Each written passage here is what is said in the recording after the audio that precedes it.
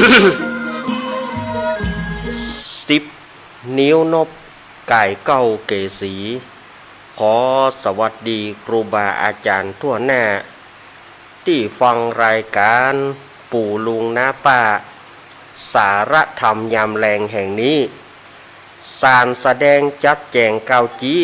เรื่องราวก่อนกี้เดิมมาเจิญฟังกันเตอะนับสังขยาหลายเนื่องในยาฟังกันเตอะเจ้าเจิญฟังกันเตอะเจ้าขอกราบนอบน้อมยังกุลพระติทไรรัตนะผ่านแพ้วพระเกี้ยวเจ้าตั้ง3ประการหมายมีพระพุทธพระธรรม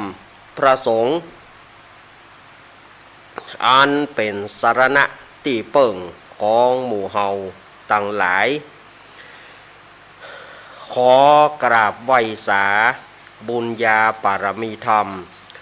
ท่านอาจารย์ท่านพระครูอภิวัฒนวิกรมรองเจ้าคณะอำเภอดอยลอ ผู้อำนวยการสถานีวิทยุมวลชนคลื่นสีขาวเพื่อชาวประชาเจ้าอาวาสวัดปากตางเจริญผู้ดำเนินรายการเสียงธรรมแสงอรุณและรายการอู้จาภาษาธรรมพร้อมไปด้วยท่านครูบาอาจารย์พระเถรานุเถระพระสังฆพระสงฆ์องค์สามเณรทุกรูปทุกองค์ด้วยความเคารพ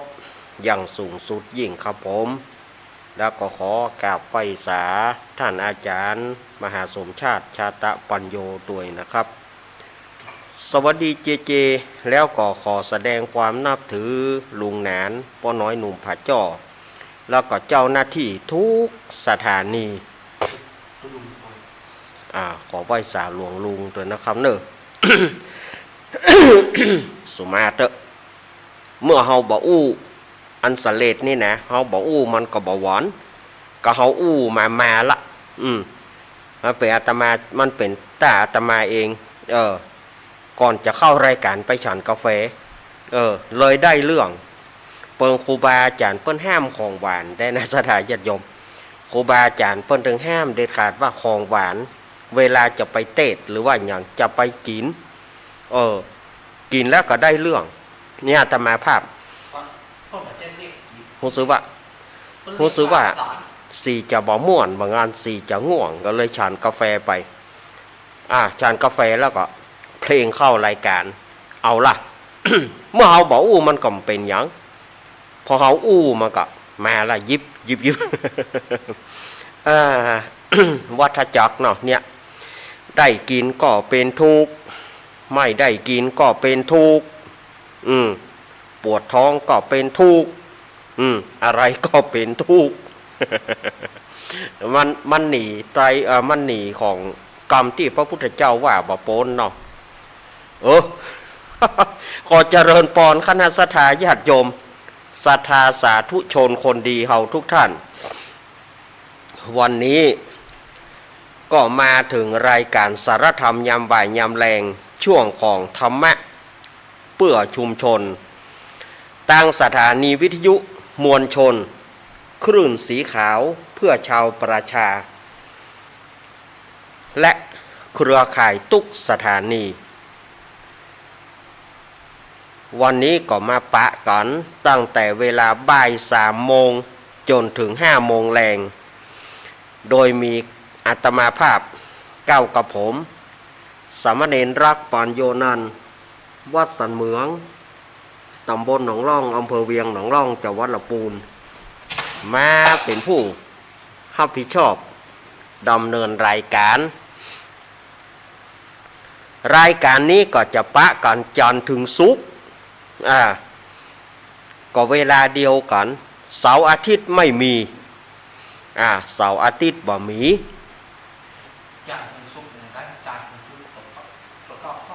จันทร์ถึงศุกร์ก็คือว่ารายการวันจันทร์ก็จะเป็นหลวงลุงชัยวัฒน์นาคเสโนแล้วก็วันอังคารก็เป็นคิวของอาตมาภาพวันพุธเป็นคิวของท่านอาจารย์ท่านพระครูอภิวัฒนวิกรมแล้วก็ หลวงพ่อสุเมธธรรมเสวีเป็นรายการสนทนาธรรมวันพฤหัสบดีวันพัดก็เป็นท่านอาจารย์มหาสมชาติแล้วก็วันศุกร์ก็เป็นของท่านอาจารย์ท่านพระครูอภิวัฒนวิกรมก็จะสลับซับเปลี่ยนกัน นะสถาญาติโยมเนาะสลับซับเปลี่ยนกันเนี่ยถึงเรียกว่าจันทร์ถึงศุกร์รายการธรรมะรายการสารธรรมยามบ่ายยามแรงถ้าเป็นวันเสาร์อาทิตย์บ่มีเสาร์อาทิตย์ไม่มีเปิดเมื่อใดก็ดักวีด เปิดเมื่อใดก็ดักวีดสถาญาติโยมเนาะรายการนี้ก็ออกอากาศหลายสถานีวิทยุกับกันเช่นว่าสถานีวิทยุคลื่นพระพุทธศาสนา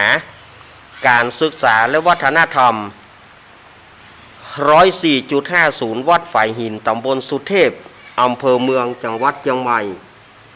โดยเมตตาธรรมของท่านอาจารย์ท่านพระครูสมุวิสุวัตวรกิจโจนะเป็นเก้าเป็นประธานและก็สถานีวิทยุวัดพระบาทอุดมน้ำบ่อสาวาตำบลเวียงอำเภอฝางจังหวัดเชียงใหม่ 100.25 เมกะเฮิรตซ์โดยเมตตาธรรมของพระเดชพระคุณหลวงพ่อสุจิตตานุรักษ์ด็อกเตอร์แล้วก็ตุปี้สุเทพสถานีวิทยุมนเสียงธรรม 106.25 เมกะเฮิรตซ์ ตั้งอยู่วัดบุพารามตำบลจังเคิงอำเภอแม่แจ่มจังหวัดเชียงใหม่โดยเมตตาธรรมของพระเดชพระคุณหลวงพ่อมงคลวิสิทธิ์แล้วก็ท่านปรัตอุทัยทั้งสองท่านสองอุทัยสถานีวิทยุบ้านทุ่งเรดิโอ 89.50 เมกะเฮิรตซ์โดยป่ออุดมเมธเทียมวันพุทธวงศ์สถานีวิทยุวัดศรีปันเงินเรดิโออำเภอสันปะตองจังหวัดเชียงใหม่สถานีวิทยุแม่วางเรดิโออำเภอแม่วางจังหวัดเชียงใหม่สถานีวิทยุบ้านแป้นเรดิโอบ้านแป้นอำเภอเมืองจังหวัดลำพูนและสถานีวิทยุวัดบุญยวาสวิหาร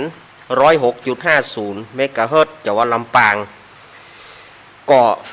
ขออนุโมทนาท่านหัวหน้าสถานีเจ้าหน้าที่ช่างคอนโทรลช่างเทคนิคทุกฝ่ายทุกท่านแต่ละสถานีที่อาตมาภาพได้เอ่ยมานี้มาปะก่อนวันนี้เป็นวันอังคารที่13 สิงหาคมพุทธศักราช 2567 เดือน11เหนือเดือนเก้าใต้ออกมานี่เก้าค่ำ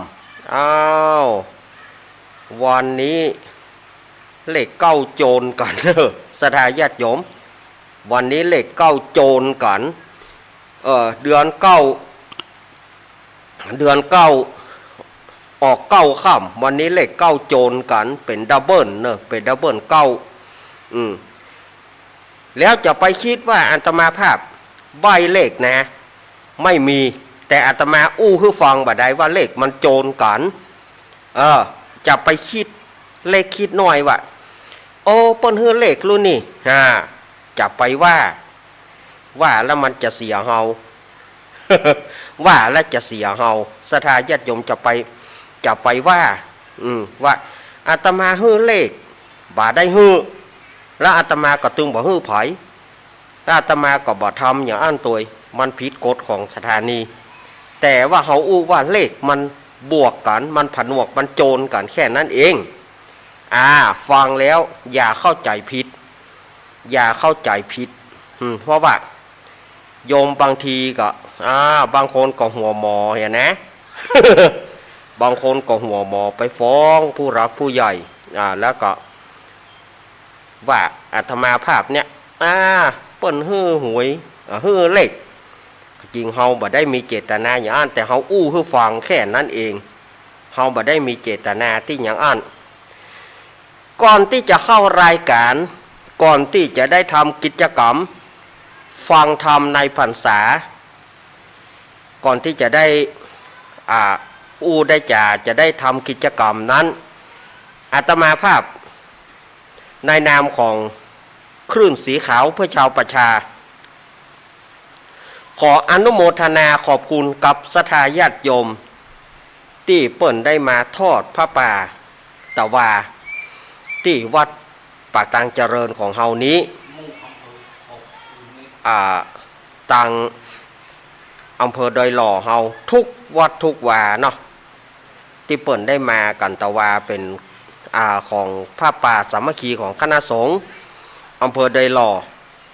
ในนามของอาตมาภาพในนามตัวแทนของนักจัดรายการวิทยุก็ขออนุโมทนากับทุกท่านที่มาร่วมกินร่วมทานกันทางท่านอาจารย์ท่านพระครูอภิวัฒนวิกรมก็ดีป้อกำนันบุญทรัพย์เนาะบุญทรัพย์ปัญญาเจว่าหั่นแล้วก็แล้วเปิดได้ยินและก็ สถานเจ้าบ้านปากทางเจริญเฮาก็ขออภัยแม้นว่าบ่ได้ตักตายก็ดีบ่ได้ได้จาก็ดีการต้อนรับขับสู้เลี้ยงบ่เหลือเกลือบ่อิ่มก็ดีการกินการด้อยก็ดีการต้อนรับการโอภาปราศัยอาจจะบ่ทั่วถึงต่างศรัทธาบ้านปากทางเจริญเฮาก็ขอสุมาอภัยในความบัดสะดวกเด้อเนาะเพราะว่างานคนนักบางทีก็ได้กันพ่องบางทีก็ได้ตักได้ตายกับพ่องบ่ได้ตักพ่องมันงานอย่างเอาซื่อๆว่างานส่วนรวมงานส่วนมากมันตึงอีดหน่อยจะให้ได้ตักตายทั่วจะให้ต้อนรับขับสู้ทั่วมันก็คงจะบ่มีบางทีมันได้กันทั่วพ่องบ่ได้ทั่วพ่องมันจะผิดพลาดไปพ่องสุมาอภัยได้ตักตายพ่องบ่ได้ตักตายพ่องได้ต้อนรับขับสู้อย่างต่างๆนี่นะหากว่าบ่ทั่วบ่ถึงด้วยประการสันใดตังคณะศรัทธาปากทางเจริญขอสุมาอภัยตัวแถมงานหนึ่งประชาสัมพันธ์ เปิ้นจัดไปถวายเตียนภาคอีสาน23 24 25เชิญชวนคณะศรัทธาญาติโยมนะเรื่องโลดเรื่องลางนั้นอาตมาก็บ่ชำนาญว่า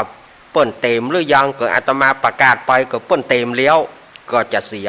แต่อาตมาก็ว่าวันที่23 24 25เปิ้นจะไปถวายเตียนภาคอีสานเนาะแล้วก็บ่ได้ไปมันลำบากถ้าใกล้ๆนี่ก็ยังแคว้นถ้ามันไกลนี่มันลำบากหลายๆอย่างเฮาบ่เหมือนเปิ้น แต่ว่าก็ทรงจิตทรงใจไปแล้วก็บ่มีปุ้นญาติเฮามีทั้งปุ้นเป็นอันขาด แล้วก็อันนี้ข่าวประชาสัมพันธ์เนาะอันนี้หลวงปู่เพิ่นว่ามาแต่ว่าวันที่7กันยายนเพิ่นจะมีสลากที่ดอยนางเกี้ยวนี่ก็เชิญชวนคณะศรัทธาญาติโยมช่วงเดือน12เนาะอันนี้หลวงปู่เพิ่นก็ว่าประกาศให้หลวงปู่กำเนิดบาลาน เพราะว่านะบาลานประกาศให้หลวงปู่กำเนิดก็บอกถ้าว่า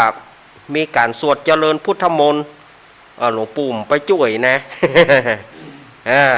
เพราะว่าบาลานถ้าบาลานประกาศให้ปู่ไปช่วยนะประกาศแล้ว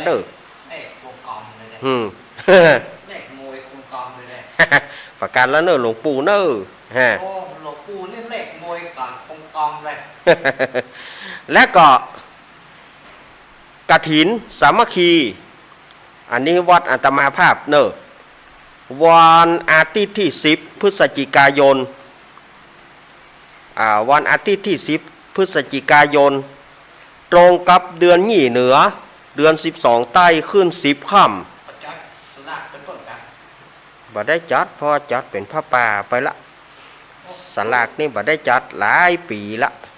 ลูกมาอยู่หน่อยนี่จัดสลากพ่อปีแล้วเพื่อกจัดปีแล้วเพื่อจัดเฉพาะวัดเอาเฉพาะวัดเดียว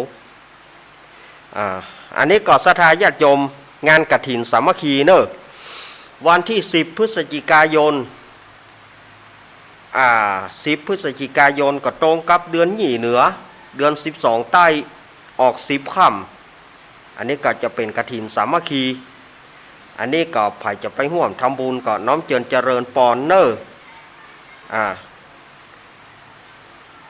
คืออาตมาจะบ่รบกวนศรัทธาญาติโยมแล้วนะว่าใครจะเป็นเจ้าภาพเป็นอาตมาก็บ่เป็นนี่แล้วเนอะเพราะว่าอาตมาได้รบกวนศรัทธาเกินแล้วไป อาตมาได้รบกวนญาติโยมเกินแล้วไปนะอาตมาจะของดก่อนว่าเรื่องศรัทธาญาติโยมไผ่จะไปเจ้าภาพเนี่ยอาตมาจะของดก่อนเพราะว่ามันรบกวนศรัทธาญาติโยมเกินแล้วไปเนาะเราเข้าใจกันเนาะแล้วก็ปุ้นอันนี้ข้ามไปปีหน้า12 มกราคม 68ต่างโยมปี่พิสมัยสุริโยดรหัวหน้าทีมงานธรรมะคลายเครียดหัวหน้ารายการธรรมะคลายเครียดจะได้ทำการทอดพระป่าสามัคคีเพื่อสมทบทุนซื้อพัดลมไอน้ำไว้กับวัดฝ่ายหินตำบลสุเทพอำเภอเมืองจังหวัดเชียงใหม่วันอาทิตย์ที่12 มกราคมหลังวันเด็ก1 วันหลังวันเด็ก1 วันเนาะหลังวันเด็ก1 วันตรงกับเดือน4เหนือขึ้น13ค่ำตรงกับวันห่อวันดาเดือน4เปงพอดีเนาะตรงกับวันห่อวันดาเดือน4เปงพอดีน่าก็เชิญชวนคณะศรัทธาญาติโยมข่าวสารงานบุญมีในมือประกาศไปแล้วนะผิดพลาดอันใดก็สุมาอภัยเอาละต่อไปนี้ก็จะได้มาทำกิจกรรมยกวัดมาที่บ้านฟังธรรมในพรรษามาแล้วต่อไปนี้ก็จะยกวัดยกวาสมมุติว่าที่นี้เป็นศาลาเป็นวิหารที่ศรัทธาญาติโยมจะได้มาทำบุญฟังเทศน์ฟังธรรมป้อล่ามยกกันเทศน์ขึ้นมายกกันทำขึ้นมาเลยจัดดาพระเนนกี่องค์จัดดา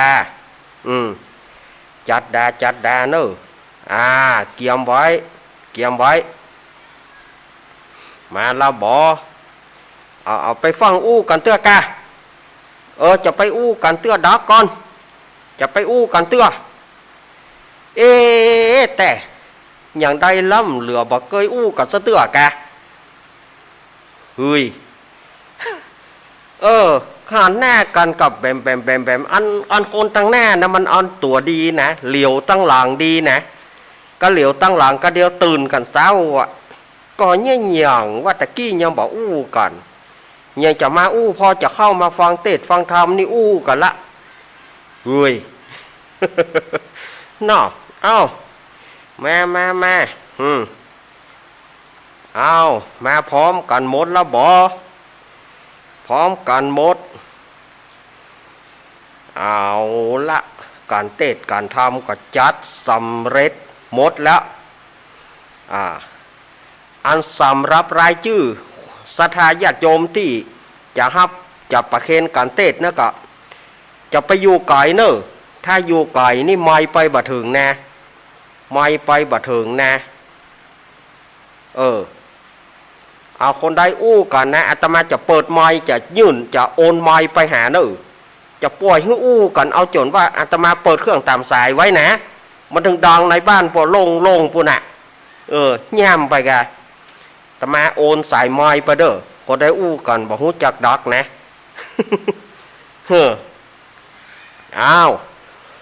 ป้อล่ามจุดเตียน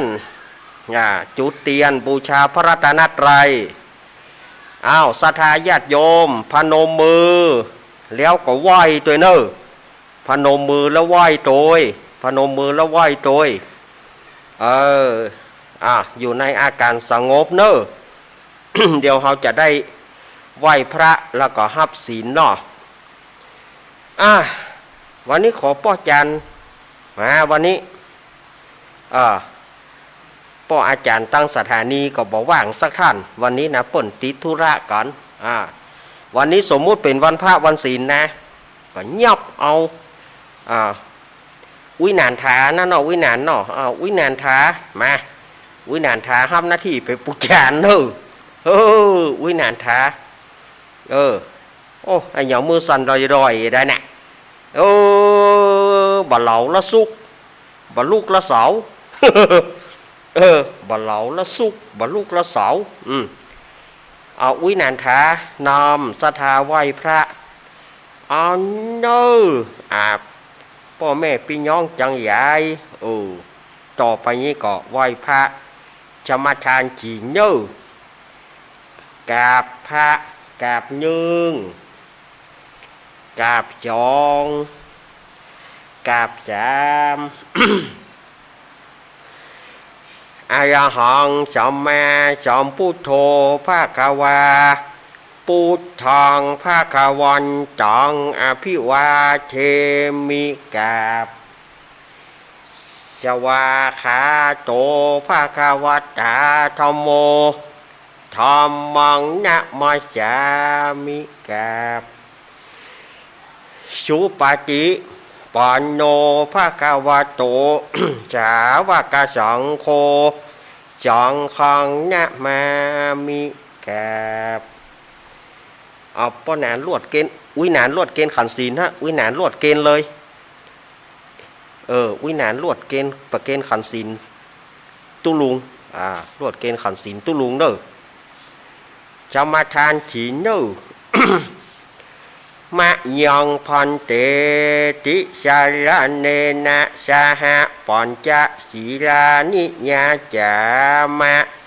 ทุติยามปิมะยังพันเตติสาลเนนะสหปัญจศีลานิยาจามะตาติยามปิมะยังพันเตติสาลเนนะสหปัญจศีลานิยาจามะนะโมตัสสะภะคะวะโตอะระหะโตสัมมาสัมพุทธัสสะนะโมตัสสะภะคะวะโตอะระหะโตสัมมาสัมพุทธัสสะนะโมตัสสะภะคะวะโตอะระหะโตสัมมาสัมพุทธัสสะพุทธังสรณังกัจฉามิธัมมังสรณังกัจฉามิสังฆังสรณังกัจฉามิทุติยัมปิพุทธังสรณังกัจฉามิทุติยัมปิธัมมังสรณังกัจฉามิทุติยัมปิสังฆังสรณังกัจฉามิตติยัมปิพุทธังสรณังกัจฉามิตติยัมปิธัมมังสรณังกัจฉามิตติยัมปิสังฆังสรณังกัจฉามิติสรณกัมมนังนิธิตังปานาติปาตาเวระมณีสิกขาปะตังสมาธิยามิอะทินนาทานาเวระมณีสิกขาปะตังสมาธิยามิกาเมสุมิจฉาจาราเวระมณีสิกขาปะตังสมาธิยามิมุสาวาตาเวระมณีสิกขาปะตังสมาธิยามิสุราเมรยะมัชฌะปมาทัฏฐานาเวระมณีสิกขาปะตังสมาธิยามิอิมานิปัญจสิกขาปทานิ สีเลนะสุขติยันติสีเลนะโภคะสัมปทาสีเลนะนิพุติยันติตาสมาสีลังวิโสทะเยสาธุสาธุสาธุเอาศรัทธาญาติโยมจะจุดเทียนปูจาธรรม อ้าวกอกไฟกอกมันเนอกอกที่ใส่ทรายของญาติโยมนะเอาไปตามนอกปุ้นเอาไปตามนอกปุ้นเอามาในศาลาในวิหารนี่บ่ได้มันจะโฮมพระโฮมเดนเปิ้นเอาไปนอกปุ้นจีนอกปุ้นจีนอกปุ้นห้องไผ่ห้องมันห้องไผ่ห้องมันไปอุ้ยจะลูกนี่อย่างนะเอาฝากลูกหลานไปกะอุ้ยจะลูกนี่อย่างโคข้านะโมฮะน่ะหนอบ่ต้องลูกเอาฝากลูกฝากหลานไปอุ้ยจะลูกนี่อย่างลูกยากะบ่ต้องลูกบ่ต้องกระดุกกระดิกห้ามขยับเอาฮื้อลูกฮื้อหลานเอาไปเอาหงอุ้ยไปน่ะเอา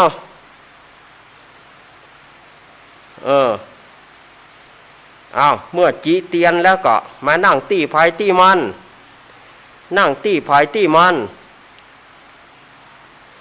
นั่งตีไผ่ตีมันมา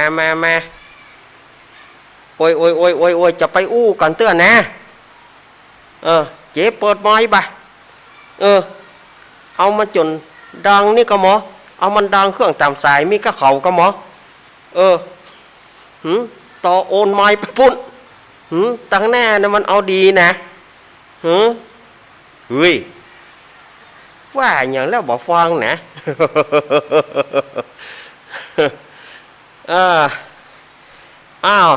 อุ้ยน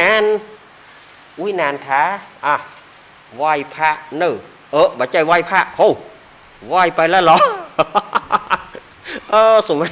อาราธนาธรรมเนี่ยคนชัวกล้อมมันเป็นอย่างย่าหน่อแต่อุ้ยนานสุมาเนอะป้ออุ้ยนานป้อจานอาราธนาธรรมเนอะนิปานังเยกะละละมังเยกะชายังปันทิโตตังโนมากังอุชิชิตุงธรรมังธรรมามุตตมังปัจจังอาราธนังกะโลมะ วันนี้อาตมาภาพก็จะนำเอาพระธรรมเทศนาเรื่องอุทธราเต่าน้อยอองคำผูกที่4เนอะวันนี้จะเอาอุทธราเต่าน้อยอองคำผูกที่4มาเทศมาเล่าให้ศรัทธาญาติโยมได้ฟังกันนะผิดพลาดประการใดอภัยลูกเนนตัวน้อยๆแต่เนอะวันนี้ลูกอ้ายมาครับวันนี้เปิ่นเข่งนะนั่งภาวนาวันค่ำหรอบวชต้องให้มันคุ้มค่าไอ้หรอหอดออกภาษาลองถามเนอะก็จะลู่เป็นนานอยู่น้ำเดียนนี่นะว่าได้จะออกภาษาไอ้หรอมาติ๊กอ้ายสวกแต่เมื่อไรก็ลู่จะออกภาษาอย่างจะเป็นวินานแล้วในว่าเท่าแล้วจะนี่อยู่จะลู่มันใกล้จะมีการมีงานเปิดมีลำวงไงหรอเพราะต้องอดมาได้หรอเราไปตายห้ามเนอะเอาละต่อไปอาตมาจะได้เทศน้ำเทศธรรมเล่าให้ศรัทธาญาติโยมฟังเนอะอุทธราเต่าน้อยอองคำผูกที่4เนาะนะโมตัสสะภะคะวะโตอะระหะโตสัมมาสัมพุทธัสสะ สาธะโวฟังลาฟังราโสตุจานาสาปุริสะตังลายตั้งยิ่งใจมวลหมู่อันเข้ามานั่งอยู่อารามจิเตียนตามถูกไตเพื่อน้อมไว้ฟังธรรมจุงดาจำฟังที เฮาจากจี้ไข่ปันนาแดเตอในกาลาบัดนี้ไม่มีมนต์ราศรัทธาจุผู้จุคนก็ได้ปากกันสะโรงโคงควายตกแต่งพร้อมนำมายังจตุปัจจัยไตยตานมวลฝูงนี้เพื่อจะมาปูจาพระสัทธรรมเทศนาเรื่องอุทธราเต่าน้อยอองคำผูกที่สี่อาณาจักรจี้ไข่ปันเฮือสถาตั้งหลายหมู่เฮาได้ฟังกันแดดเตอ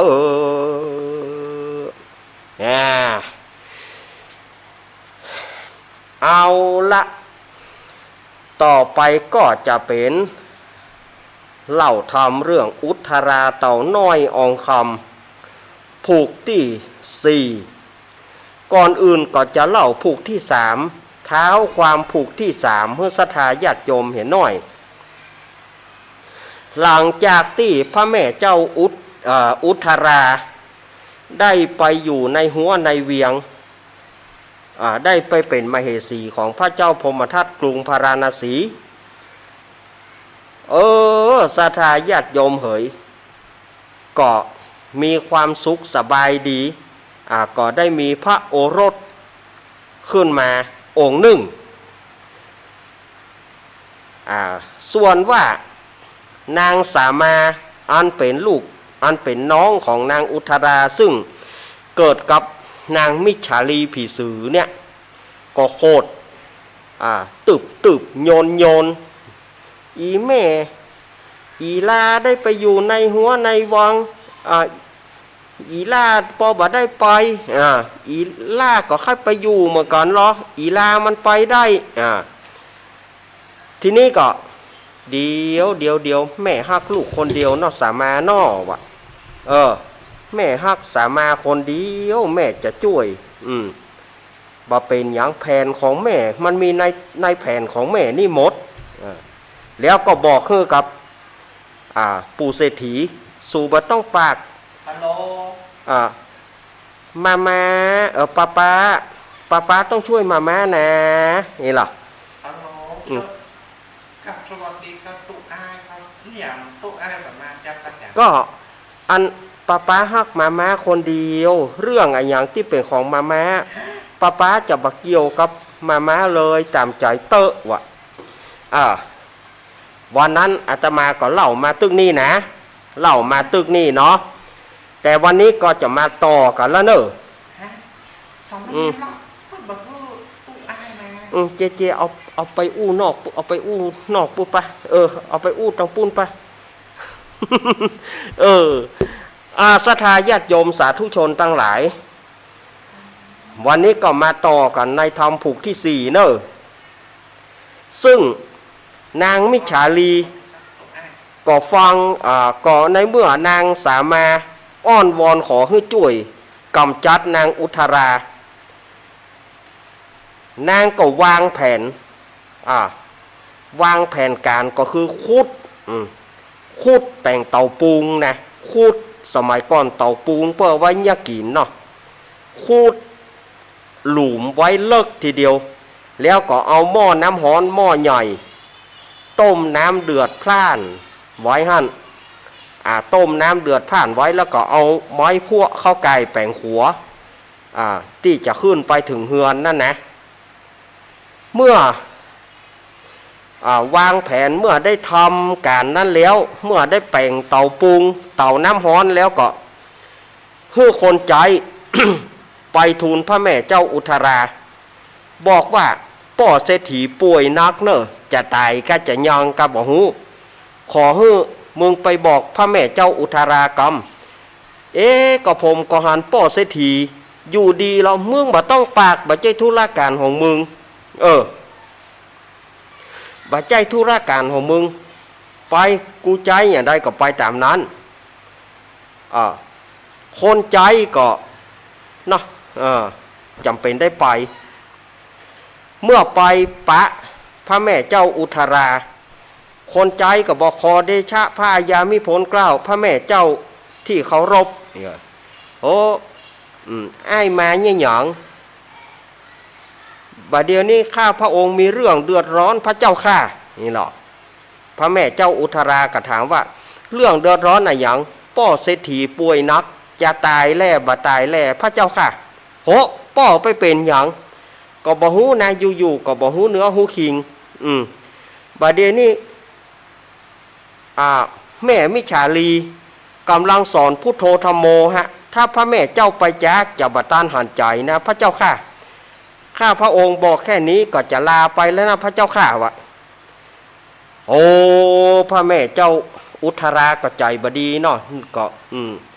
เนี่ยเปิดว่าแต่โกนของโคนเฮานี่พระแม่เจ้าอุทราก็บอกฮู้ในโกนอุบายของนางมิจฉาลีเนี่ย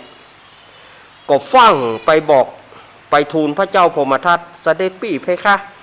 บัดเดี๋ยวนี้เสด็จป่อบัดเดี๋ยวนี้ป่อของม่อมฉัน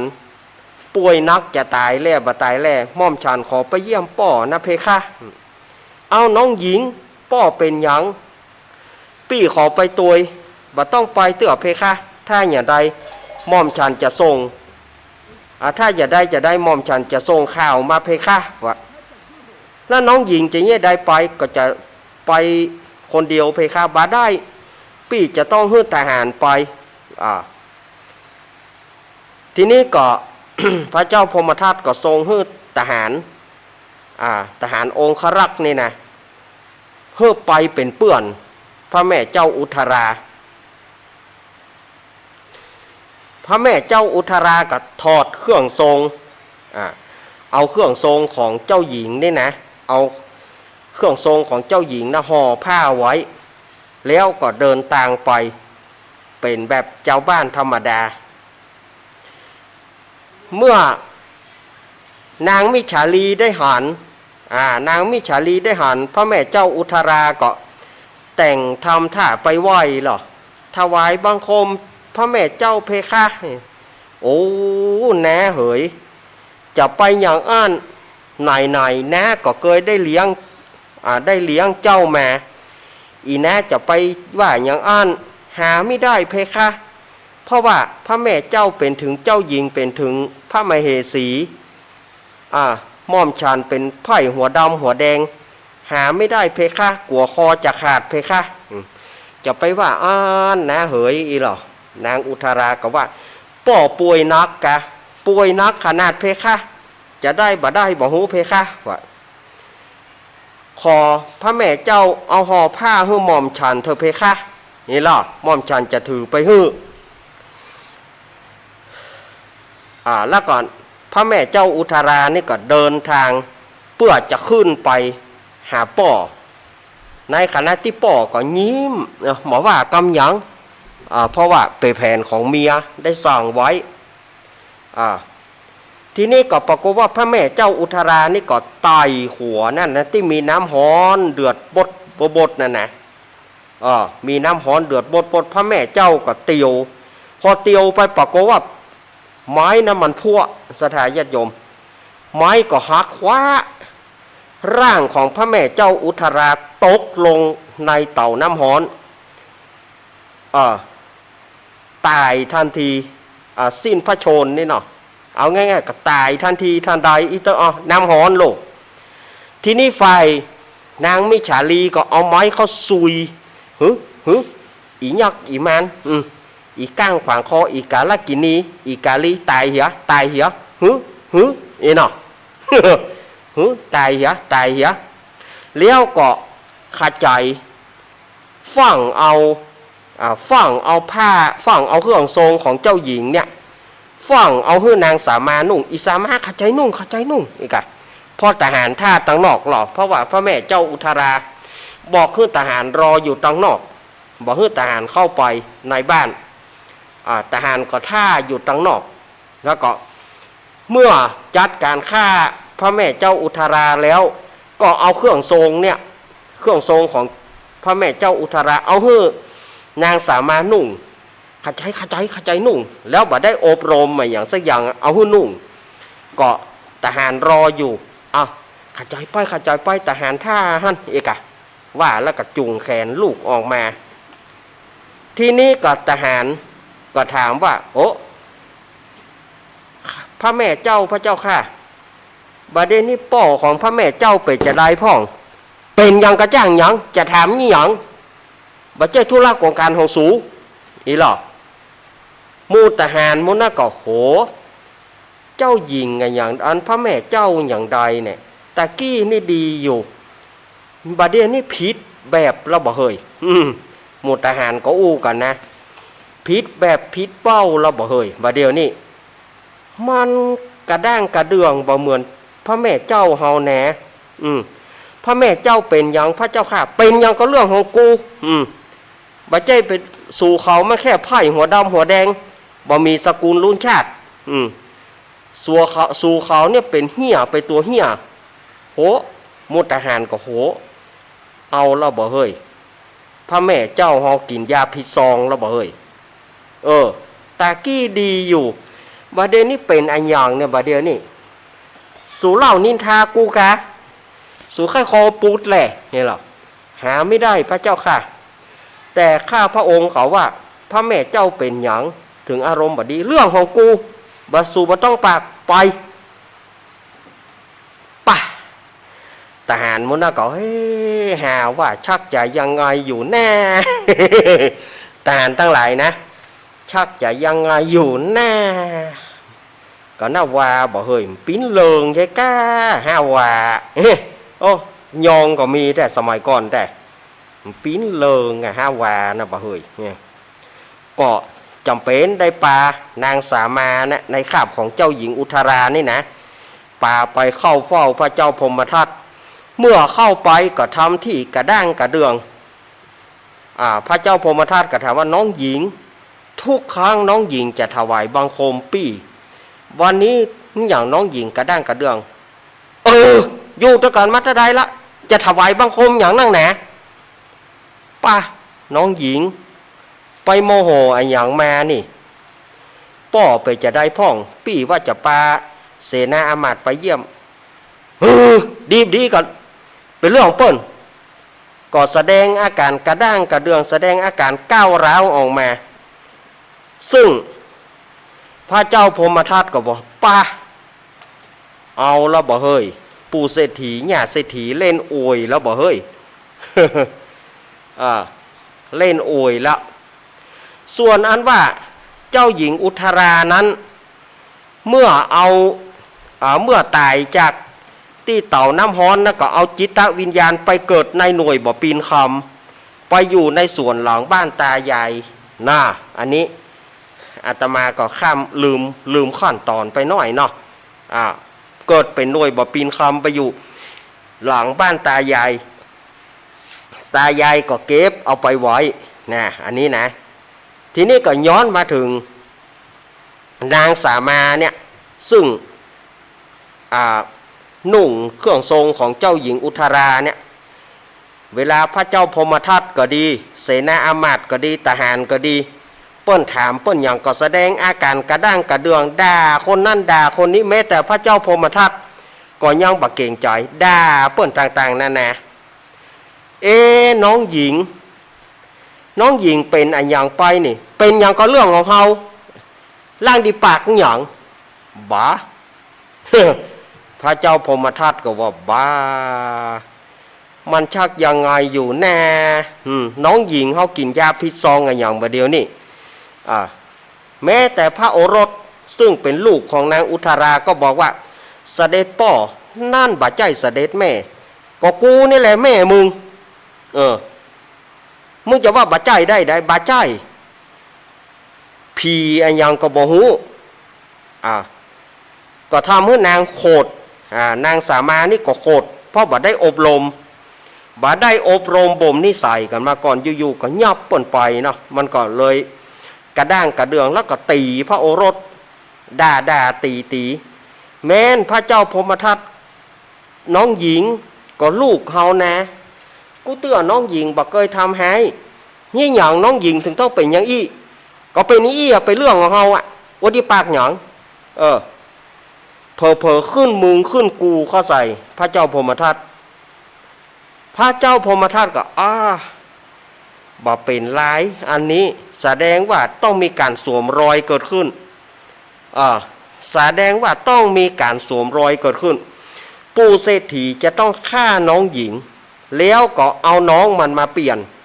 เพราะว่าอุปนิสัยใจคอมันอิสามาน้องของน้องหญิงอุทารานี่แสดงว่าปู่เศรษฐีเล่นบะซื่อละ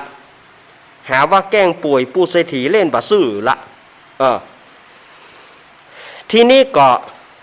พระเจ้าพรหมทัตยอมหมดความพยายามนะปาไปในสถานที่ดอกไม้ที่พระแม่เจ้าอุทาราชอบนางสามานี่มันบอกเคยหานอย่าบ่ไป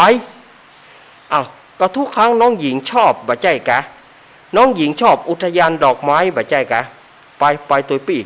ก็เปิ้นบ่ไปมีปัญหาหยังแต่ว่าเฮาจะบังคับเพื่อไปพระเจ้าพรหมทัตก็เปิ้นก็เหลืออดแล้วหรอก็เฮาจะบังคับเพื่อไปต้องไปนางสามานี่ก็เลยไปด้วยเทศะเทเสียปากกระจมไปถึงว่าบ่ไปก็มาบังคับเพื่อหาไปมันไปเจ้าเมืองภาษาหยังก็ต่อว่าต่อขานพระเจ้าพรหมทัตก็เดียวพระเจ้าพรหมทัตก็ปาเข้าไปเพื่อไปหาไปดูดอกไม้เพราะว่าตามปกติพระแม่เจ้าอุทาราจะรู้จักดอกไม้ทุกชนิดลองไปถามว่าน้องหญิงอันนี้ดอกอันหยังบ่ฮู้บ่ฮู้ได้ถ้าเป็นน้องหญิงอุทาราจะต้องหูจักดอกไม้อันหยังก็คนบ่ฮู้จะฮู้ยี่อย่างใดคนบ่ฮู้ก็ตึกตี้บ่ฮู้บ่ฮู้นี่มันเป็นหยังก็ปาไปสถานที่อันหยังต่างๆที่พระแม่เจ้าอุทาราทรงโปรดปาไปก็ปรากฏว่านางนี่บ่ฮู้จักพอถามเข้าก็ใจวาจาอันก้าวร้าวอย่างเทศะเทเสียในที่สุดก็ปาไปที่หูกตอผ้าหูกตอผ้าสถาญาติโยมไปถึงที่หูกตอผ้านั้นก็ปรากฏว่านางสามามันบ่เคยตอผ้าทีนี้พระเจ้าพรหมทัตก็บอกว่าขอน้องหญิงตอผ้าฮือปี่กำลอ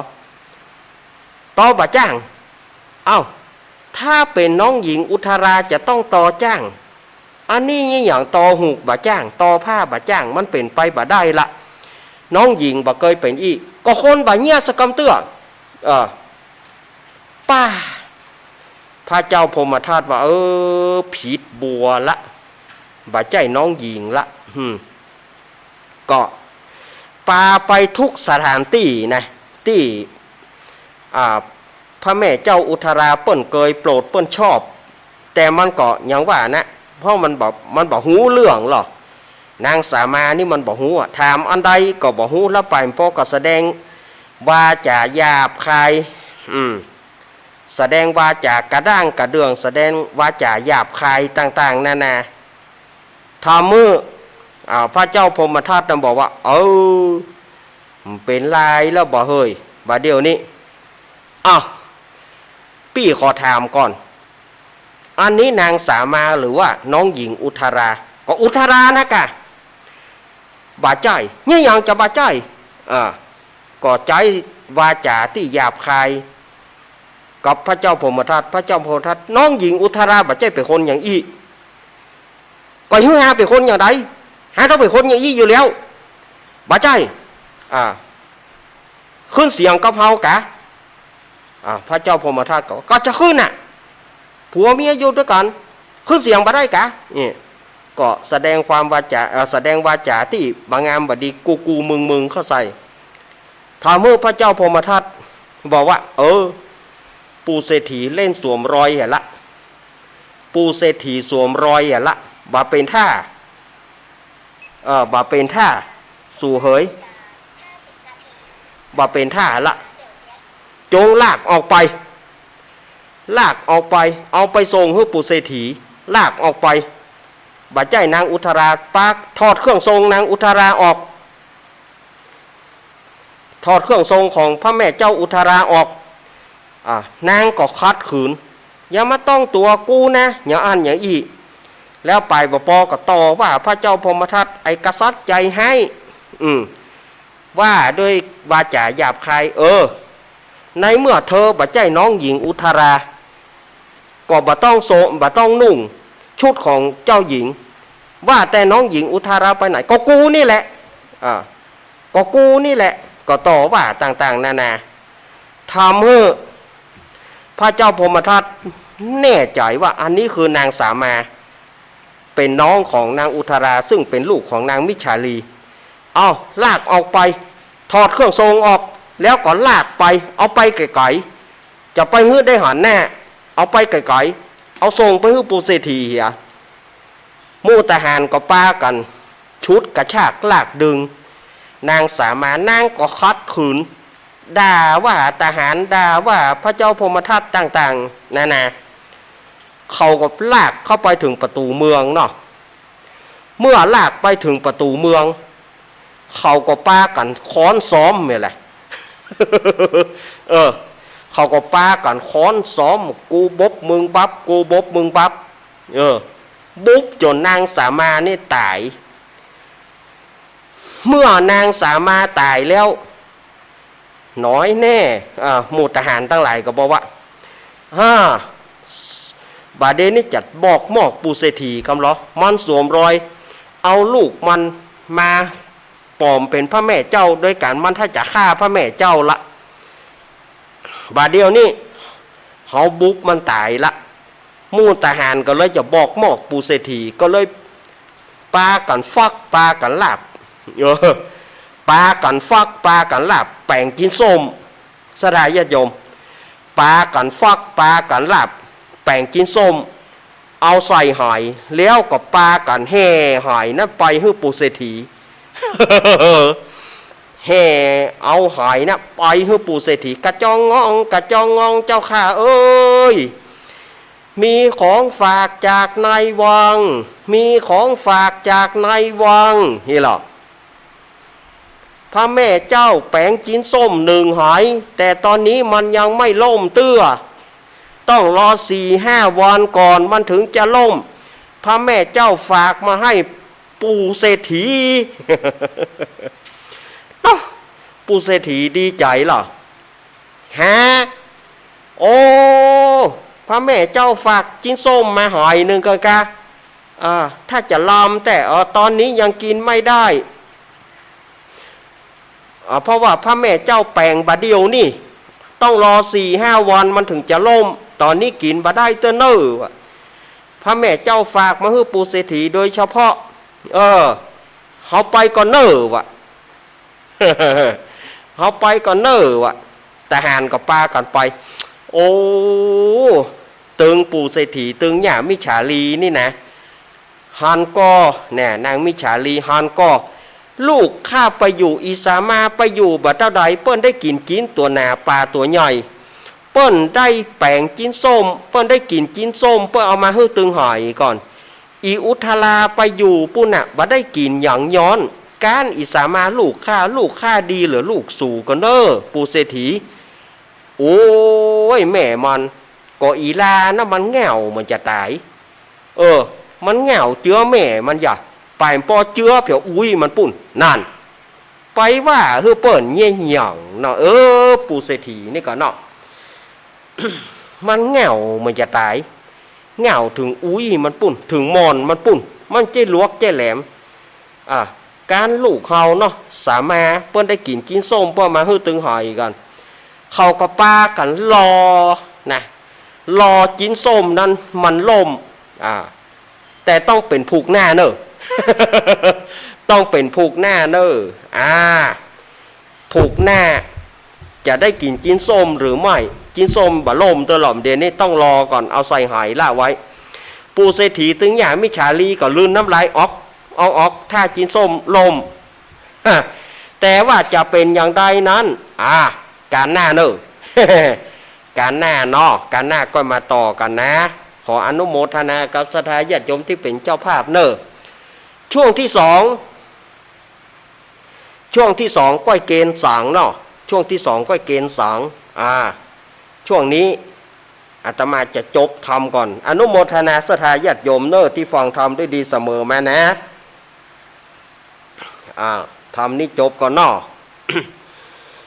นิทิตังขีญาสังวันนาวิเศษจาห้องเหตุธรรมเตเตสานาเรื่องอุทธราเต่าน้อยอองคำผูกที่สี่ก็บังโกมโสมเรศเดสาธุสาธุสาธุเรือแถมซองผูกได้เนอะเรือแถมซองผูกเนาะเรือแถมซองผูกทำนี้ก็จะจบแล้วท่านจะเอาเรื่องอย่างมาแหมก็ค่อยว่าก่อนวันอื่นค่อยเอามาวันอื่นก้อยเอามาเล่ามีปะเลอะปะเตอศรัทธาญาติโยมบ่ต้องกลัวเตอะมีปะเลอะปะเตอเรื่องธรรมบ่ถ้าเดือดร้อนอาตมาจะหามาเล่าเฮ้อแต่ก็ยังว่านั่นเนอะโคนเอาขี้เก่าไปหน้ากันเนอะโคนเอาขี้เก่ามาเล่านะศรัทธาญาติโยมนะนี่ก็อุทธราเต่าน้อยอองคำผูกที่สี่เอามาเตดมาเล่าศรัทธาญาติโยมอาตมาที่แรกก็บอกมันยาวกว่ามันก็ปอยาวลูกที่แรกเขามาพอก็สีว่ามันจะยาวไว้มันก็พอดีก็เหมือนกันนะเฮ้ยมันก็พอดีกับเวลาช่วงแรกเหมือนกันเหรอศรัทธาญาติโยมที่เป็นเจ้าภาพการเทศเกียมตัวนะเกียมตัวนะจะไปไม่เหลียวกันนะโอ้ยแต่ยังล่ำเหลือฮะกับกันนั่นน่ะกันอย่าแต่ว่าล้ำเหลือแต่เอามันดังทั่วบ้านบ่ เอาเปิดเครื่องตามสายบ่เนาะเปิดเครื่องตามสายวัดบ่เอามันดังโพดบ้านพุ่นน่ะแย่มไปบ่เฮ้ยแย่ม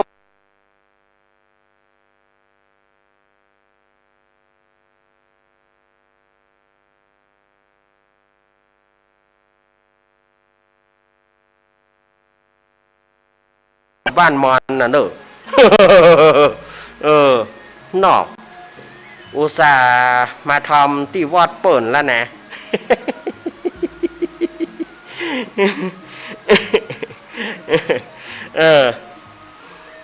ศรัทธาญาติโยมบอกว่าเจียงใหม่ละปูนลำปางอยู่ที่ไหนก็ดีเตรียมตัวประเคนสังฆทานเกมโตเนอเกมมาได้หมดแล้วครับเอาละศรัทธาญาติโยมอาตมาพักช่วงหนึ่งเดี๋ยวจะไปฟังไปไหนเต้เนอกะเดียวก้อยปลาอาตมาแถมช่วงหนึ่งเจริญปอน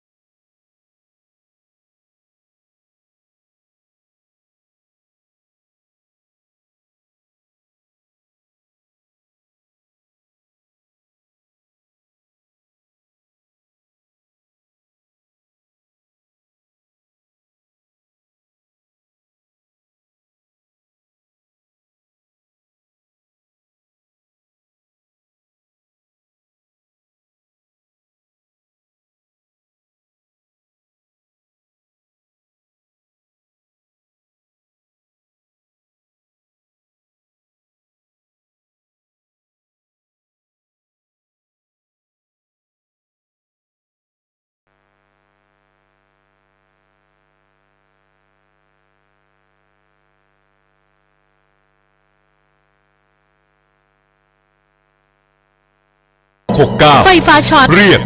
1669ไฟไหม้น้ำร้อนลวกอย่างรุนแรงเรียก1669จมน้ำเรียก1669ถูกยิงเรียก1669ถูกแทงเรียก1669อุบัติเหตุจราจรเรียก1669ช็อกหมดสติเรียก1669ปวดท้องกล้อฉุกเฉินมีน้ำเดินตกเลือดเรียก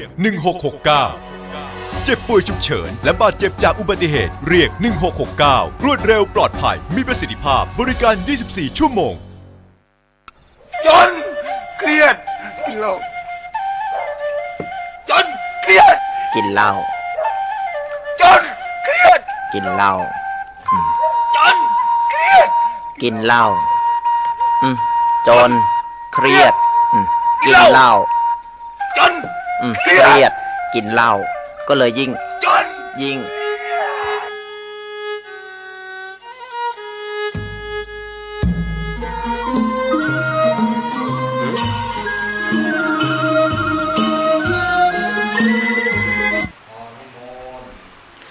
เอาละศรัทธาญาติโยมสาธุชนต่างหลายรายการสารธรรมยามบ่ายยามแรงช่วงธรรมะเพื่อชุมชนก็มาปะกันช่วงที่สองอาตมาก็พักผ่อนกำเดียวพักเหี่ยกำเนาะพักเอาเหี่ยวเอาแหงเหี่ยกำก่อนพักเอาเหี่ยวเอาแหงเหี่ยกำแล้วก็มาเข้ารายการในช่วงที่สองฟังธรรมจบไปแล้วเนาะศรัทธาญาติโยมต่อไปพ่ออาจารย์จะได้สู่มาเกี่ยวตั้งสามเน้อพ่ออาจารย์จะได้สู่มาเกี่ยวตั้งสามพ่อล่ามจุเตียนแล้วก็กำขันเน้อพ่อล่ามจุเตียนแล้วกำขันจะได้สู่มาเกี่ยวตั้งสามเตื่อเฮาได้ผิดด้วยกายก็ดีด้วยปากก็ดีด้วยใจก็ดีเฮาได้ผิดผวนด้วยอันใดก็ดีเนาะตั้งใจบ่ได้ตั้งใจหูหรือว่าบ่หูก็บ่ให้ได้เป็นบาปเป็นกรรมนะพ่ออาจารย์เพื่อจะได้สู่มาโคตานในลำดับต่อไปกิจกรรมเฮายังบ่เสร็จนะยังมีแถมอยู่พ่ออาจารย์สู่มาเกี่ยวตั้งสามแรงแล้วพ่องก็ไข้เมื่อบ้านพ่องก็จะไปอาบน้ำพ่องก็จะไปยักกินพ่องก็จะท่าสวดมนต์ทำวัดโดยกันพ่องก็ไข้เมื่อละพ่ออาจารย์สู่มาเกี่ยวตั้งสามก่อนตั้งหลังย่างก่อนตั้งหลังไปอู้ก่อนเตื้อตั้งหลังไปอู้ก่อนเตื้อพ่ออาจารย์สู่มาเกี่ยวตั้งสามโยสันนิสิโนวาราโพธิมูเลมารังสะเสนังมหันติงวิจัยโยสัมโพธิมากันจิงว่าอนันตัญญารโนโยโลกุตตโมตังปนามามิพุทธังตังปนามามิธัมมังตังปนามามิสังฆังสาธุโอกาสะพันเตข้าแต่ปาติทารายรัตนพานแผ่วพระเกี่ยวเจ้าสามประการและพระเกี่ยวเจ้าห้าจอมพวกอันมีสรีสัพพัญญูพระพุทธเจ้าตนเป็นเก้าเป็นประธานเกี่ยวตั้งสามจุแห่งจุตินบน้อมกลีปูจาพระขาวาอันว่ากุลพระพุทธเจ้ามี56กุลพระธรรมเจ้ามี38นบน้อมแขวดใส่กล่าว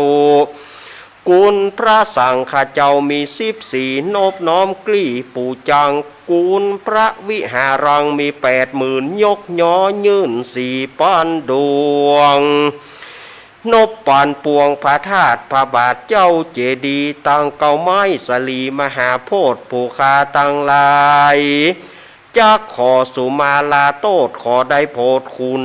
นาบัดนี้ไม่มีโมรศรัทธาผู้ข้าตังลาย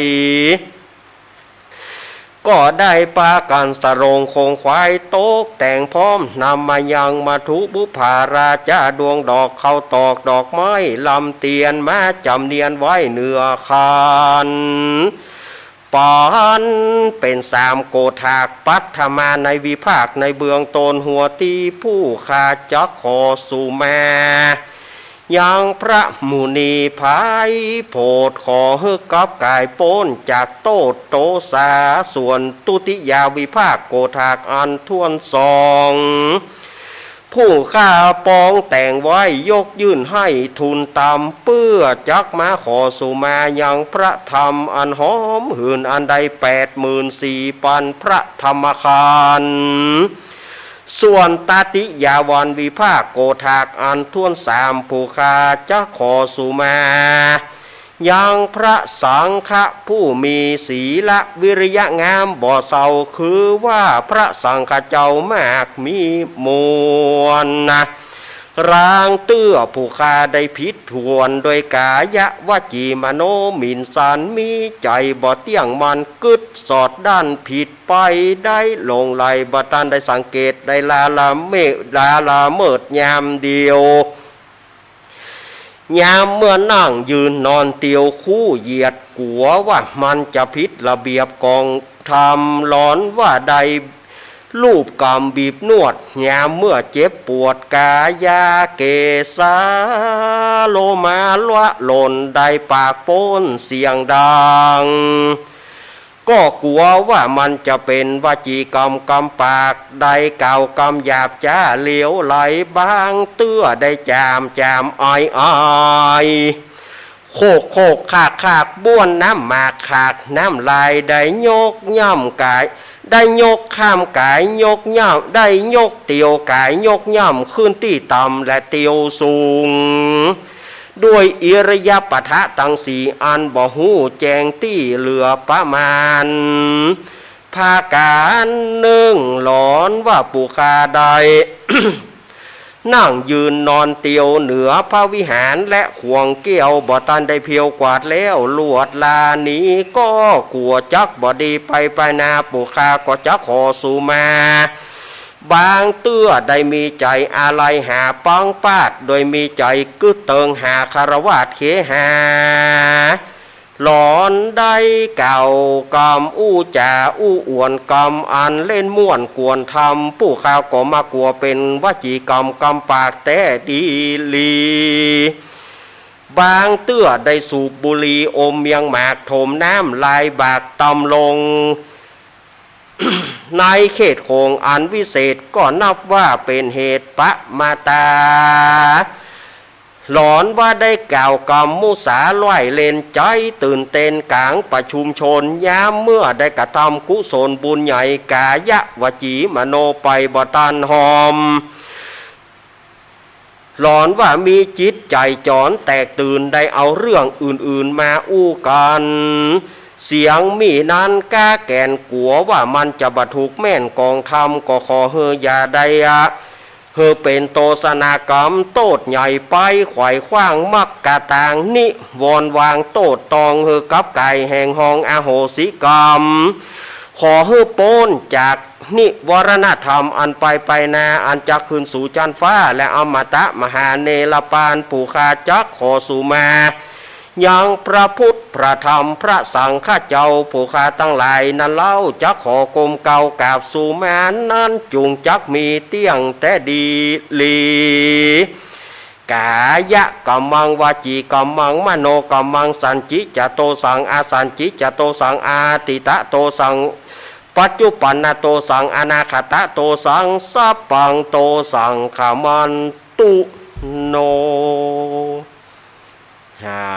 ละถ้ามันบัตุโนมันก็ไปว่ายับบะเลี้ยวเตื้อ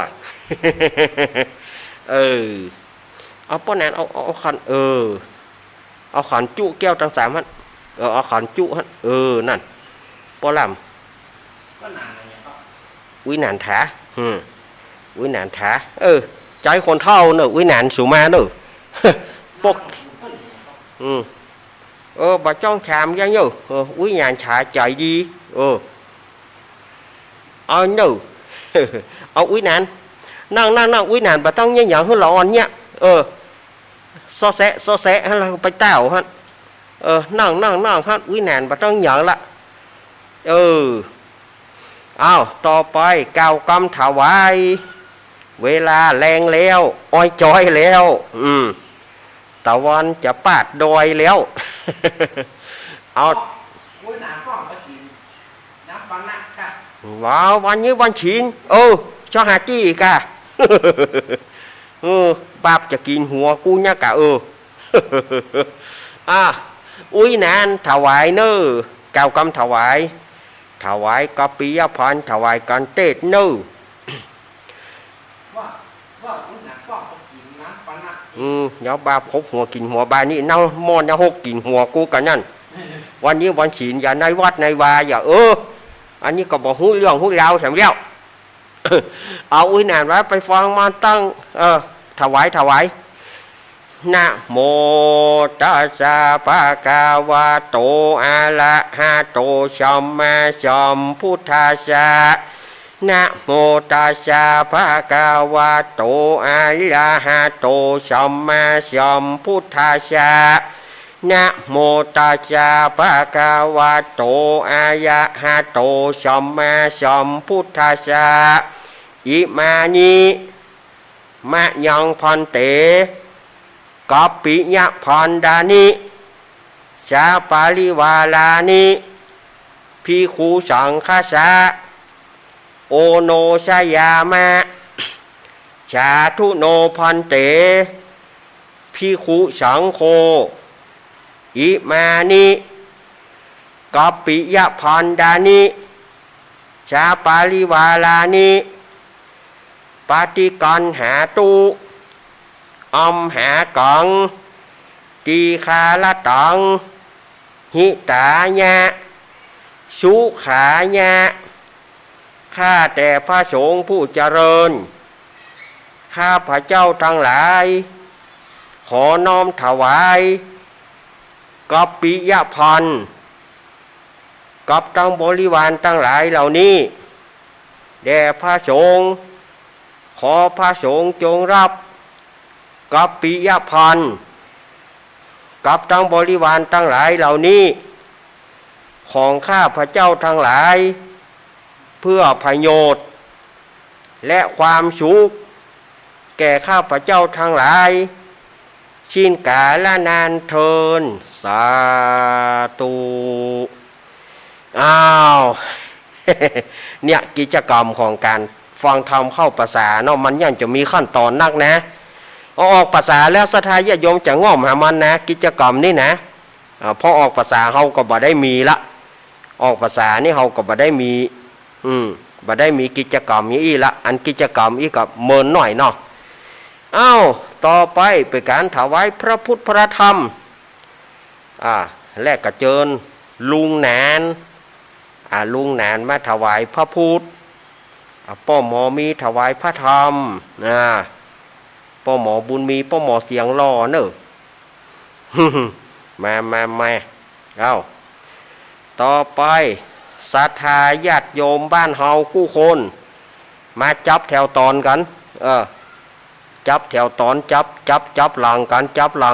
เอาประเคนก่อนศรัทธาบ้านเฮาก่อนก็เดี๋ยวจะเป็นแขกผู้มีเกียรติทั้งหลายก็เดี๋ยวจะเป็นแขกผู้มีเกียรติทั้งหลายจะได้มาประเคนบ้านเฮาเนี่ยศรัทธาบ้านเฮาเอาอุ้ยจะลุกไปยังไงจะลุกไปไหนบ่ต้องลุกเอาหื้อละอ่อนอุ้ยกำลังคนนี้ต่อกันไปกำลังจับหลังนี่บ่ต้องมาตั้งแน่มันมาบ่ได้อุ้ย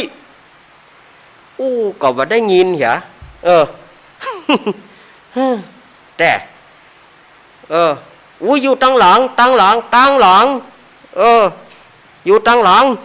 อีกอ่ะอยู่ตั้งหลังแต่คนหูบดีนี่ก็ก้อยก็ว่ามันได้ยินว่าแหงก็ว่าเฮาเอกซะหามะน่ะบ่ต้องลุกอย่างทั้งสิ้นบ่ต้องกระดุกกระดิกอย่างทั้งสิ้นอยู่เฉยๆอยู่นิ่มๆไปลึงโดนฟาดนะ อ้าว อ้าวสถาบันเฮาเกณฑ์เรียบร้อยเอาเกณฑ์แล้วไปนั่งตี้นั่งตี้นั่งตี้นั่งตี้นั่งจำตี้กะจำตี้ที่ตัวเก่านั่งกะแล้วไปนั่งตี้เปิ่นไปเปียซาเปิ่นปีเขีย แต่อ้าวแล้วแหมบื้นไปเปียซาเปิ่นปีเปียควรน้ำยาของเปิ่นมาหยาดโจกเห็นหรอ ยุ่งแน่อ้าวตอบ 104.50 เมกะเฮิรตซ์รายการทีมงานธรรมะคลายเครียดปี้พิสมัยวิไรศักดิ์ลุงหนุยแม่กรแม่พรไอ้พงแม่บุญลุงหนุยสว่างเมฆไอเอกไอ้บุญทรงแล้วก็แฟนพันธ์แท้ก็จะเกณฑ์ทุกคนเดี๋ยวแฟนพันธ์แท้เดี๋ยวก่อนนมัสการครับผมแฟนพันธ์แท้ครับเดี๋ยวนมัสการครับหูแล้วนะนมัสการครับคำเดียวกันนะแฟนพันธ์แท้ฟังเถอะนมัสการครับเดียวกันนะเพื่อจะประกาศทุกคนเกณฑ์อยู่นมัสการนอหุ้ย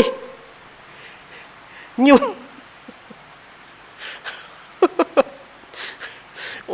ฟังอู้เตื้อนมัสกเดี๋ยวกันนะอันแฟนพันธ์แท้นี่ก็ยุ่งแต่จะลูกเก่าเหรอเก่าไปเลยวันนี้มีกิจกรรมของวันพระวันศีลม่วนดีนะครับนมัสการครับให้มันแล้วใจเหรอ แล้วใจเหรอหุ้ยทีมงานธรรมะคลายเครียดทุกท่านมาปาเคนแม่บุญแม่กรแม่พรยายพรเด็กหญิงพรมาได้ก็เด็กหญิงพรร้องงัวแดงไหวก็เด็กหญิงพรยกมือขอให้ไผ่มาเอาไอ้แฟนพันธ์แท้ไปเอาของเด็กหญิงพรไปไปเอามานะนมัสการปอละกะโอ้ยเนาะอย่างใดฮะเอามาเกณฑ์แล้วเนาะมาประเคน 104.50 รายการธรรมะคลายเครียดทุกท่านไม่เว้นคนใดมาละแม่กรแม่พรโยมน้ำฝนแม่สุพิษแม่ย่อยสันทรายแม่สมผัดแม่ก็เดียวกันเนาะอันนี้เอาทีมงานธรรมะคลายเครียดนะที่จำเป็นนี่นะแม่สุพิษเขาแม่มนแม่มนแม่นวลป่าแดดเอามาประเคนก่อนประเคนก่อน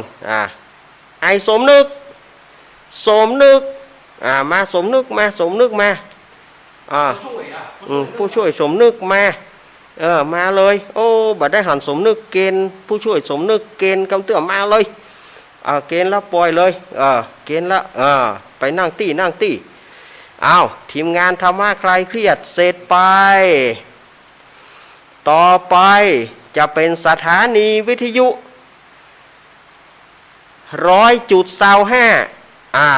100.25 หรือว่า 100.25 มาเลยวัดพระบาทอุดมน้ำบ่อสาวาฝางแม่อายชัยปราการมาโอ้โลปอน้อยบุญปานบะต้องหมดละกะ ข้าอยากกินตำนะบะต้องนะหมดหรือยัง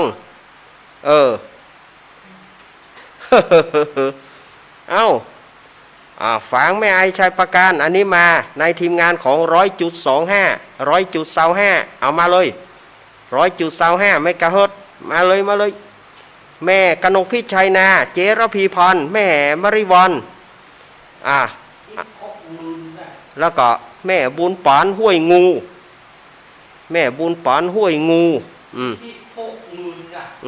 แล้วก็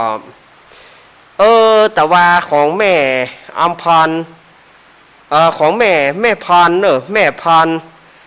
เตโช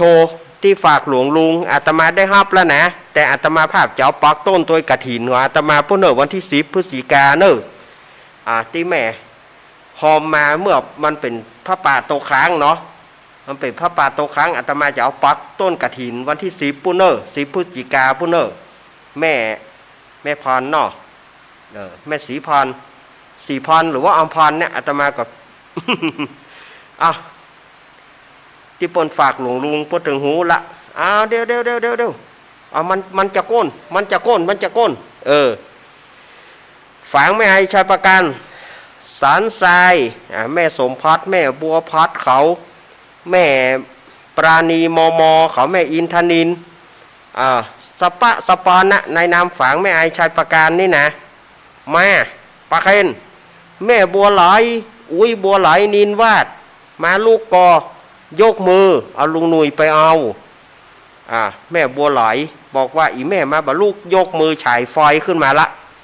ยกมือฉายไฟเอาลุงหนุ่ยไปเอาของแม่บัวไหลมากำคนใดที่มาบรรลุยกมือฉายไฟมาเนอะคนผู้สูงอายุท่านใดที่มาเกณฑ์บรรลุยกมือฉายไฟมาเดี๋ยวจะให้เจ้าหน้าที่เข้าไปเอาเจ้าหน้าที่ไปรับสังฆทานมาน้อแล้วบอฝังแม่ไอชายประการสันทรายมากันละแม่มาริวอนเขาเจ๊ระพีพรเจ๊กับนกพิษเจ๊บุญปอนห้วยงูห้วยงูมาแล้วเนอะตะกอนงูไทยนักกันเนาะไอ้ว่าเขาเปิดนะเพียกเปิดนะนมัสการครับบอกเอาแล้วนะนมัสการเดี๋ยวกันนมัสการครับแต่เดี๋ยวมีอย่างนมัสการครับก็เปิดมาประเคนสั่งกันนักนะครับนมัสการครับแฟนพันธุ์แท้นี่ยุ่งแต่จะรู้ติ๊กอ่ะ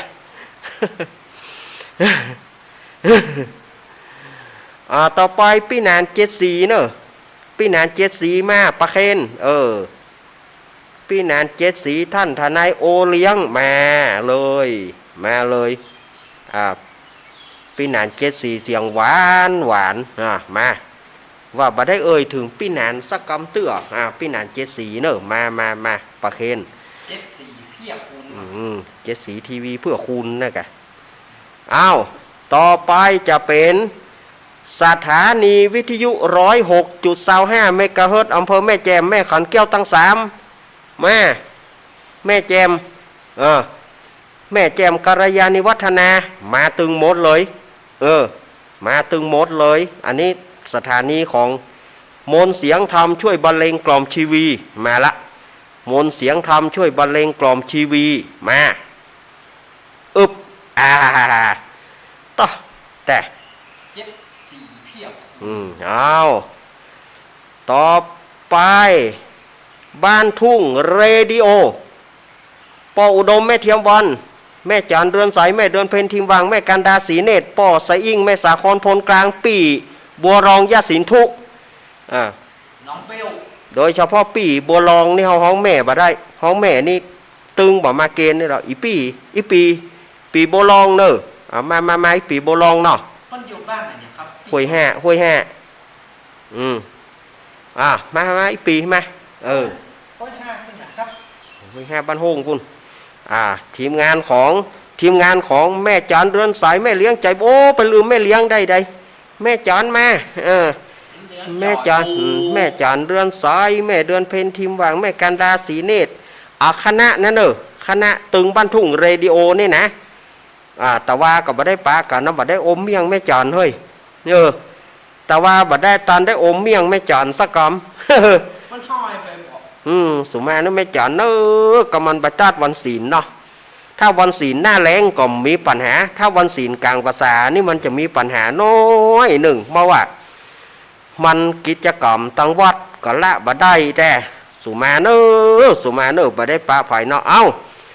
มาบ้านทุ่งเรดิโอเรียบร้อยเนาะต่อไป สถานีวิทยุวัดศรีปานเงินเรดิโอสันปะตอง2 ปะตันมา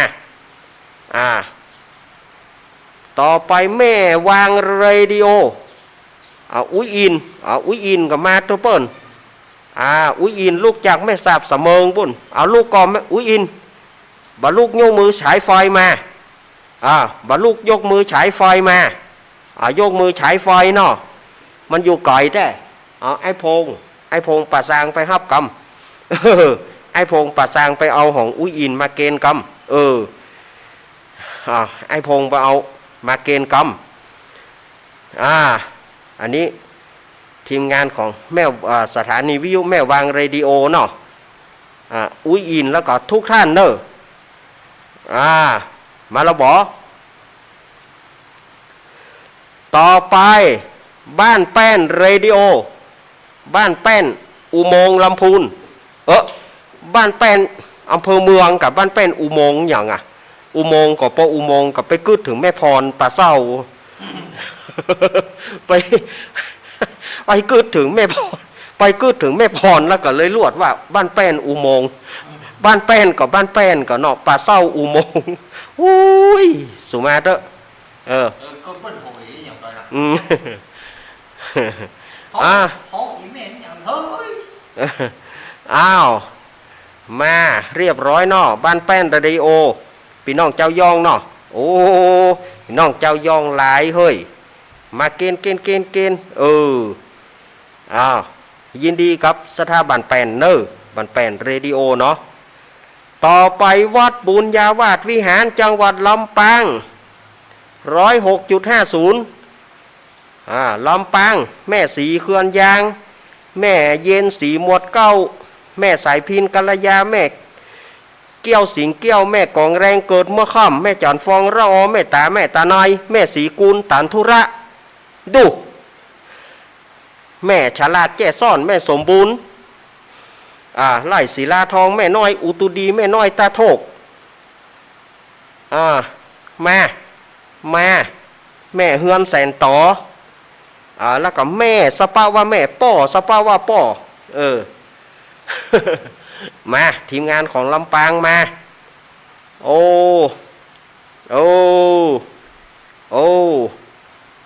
นักแต่นักแต่จะเกณฑ์ให้กูข่อยกูคนบ่แม่สายพินจ้างซอครูบาสังฆะมาครูบาสังฆะมาอยากก็นั่งยิง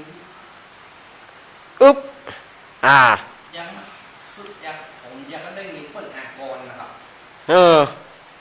เพราะว่ามันต้องตอนค่ำปุ่น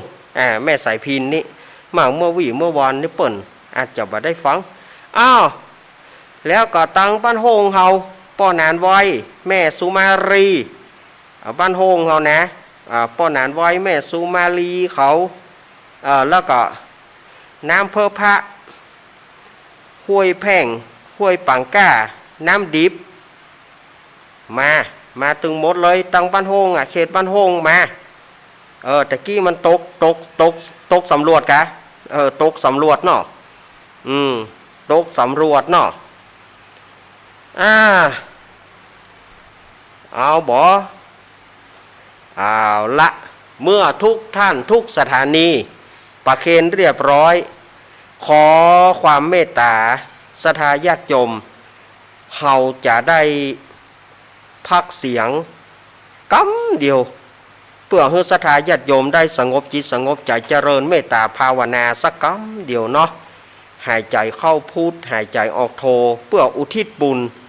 ไปหาญาติก็ดีบัจจัยญาติก็ดีแล้วก็ไปหาสัมภเวสีผีเปรตทุกสถานที่เฮาจะสงบใจกำเดียววิทยุจะดับไปกำเนยโยมเนอจะเริญพร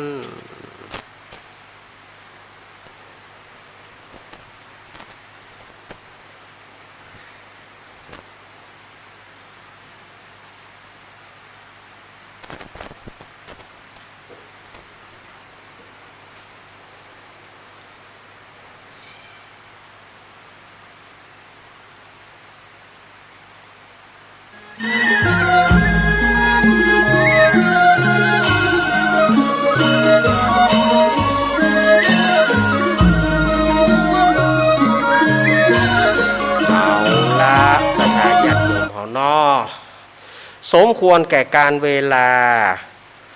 เอาละศรัทธาญาติโยมที่มีน้ำหยาดน้ำหลวงพ่อเพื่อจะขึ้นหลวงพ่อเพื่อจะขึ้นญาติถากับญาติน้ำศรัทธาญาติโยมญาติน้ำแล้วก็ทิ้งละไว้เกิงหนึ่งเนอแหมเกิงหนึ่งจะได้ตอนที่แผ่เมตตาป้อจานแผ่เมตตาเนาะ ครูบาอาจารย์ตั้งพัดละศรัทธาญาติโยมก็กวดน้ำเลยเนอ ยะถา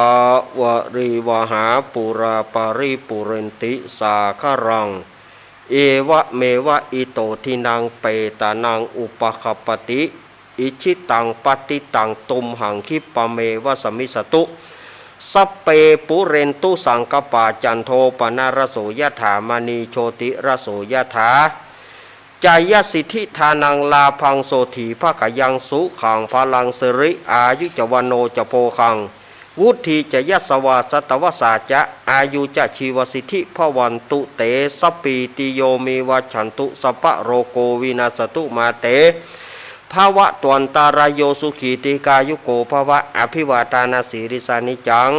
วุธาปจายโนจัตตารโรธรรมาวัฏันติอายุวโนสุขังปะ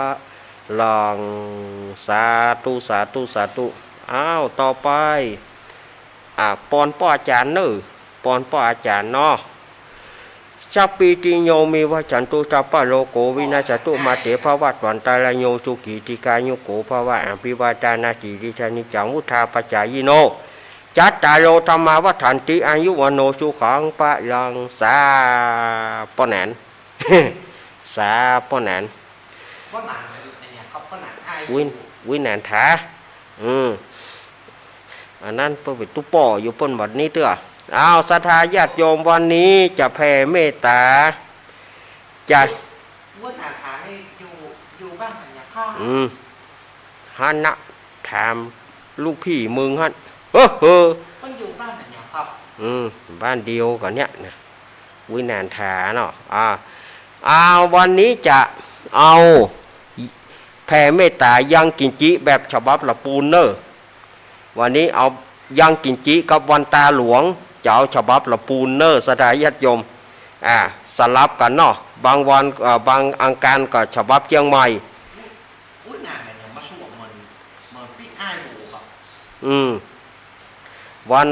บางอังคารก็จะเป็นฉบับละปูนสลับกันเนาะวันนี้ยังกินจิแล้วก็วันตาหลวงเป็นฉบับละปูนเนอศรัทธาญาติโยมเกี่ยมหยาดน้ำเนอเอาปนนั้นอิตังตานะกัมมังนิปานาปัจจยโยโหนตุโนนิจังอิตังศีละกัมมังนิปานาปัจจยโยโหนตุโนนิจังอิตังภาวะนากัมมังนิปานาปัจจยโยโหนตุโนนิจังยังกินจิกุสาลังกัมมังกัตตาปังสัพเพหิกาตังปุญญังโน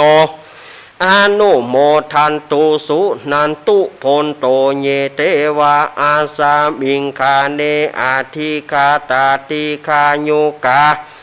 สัทธาหนตุสัพเปสัตตาสุขีอัตตานังปาริหารันตุมาตาปิตาโรสุขีตาหนตุ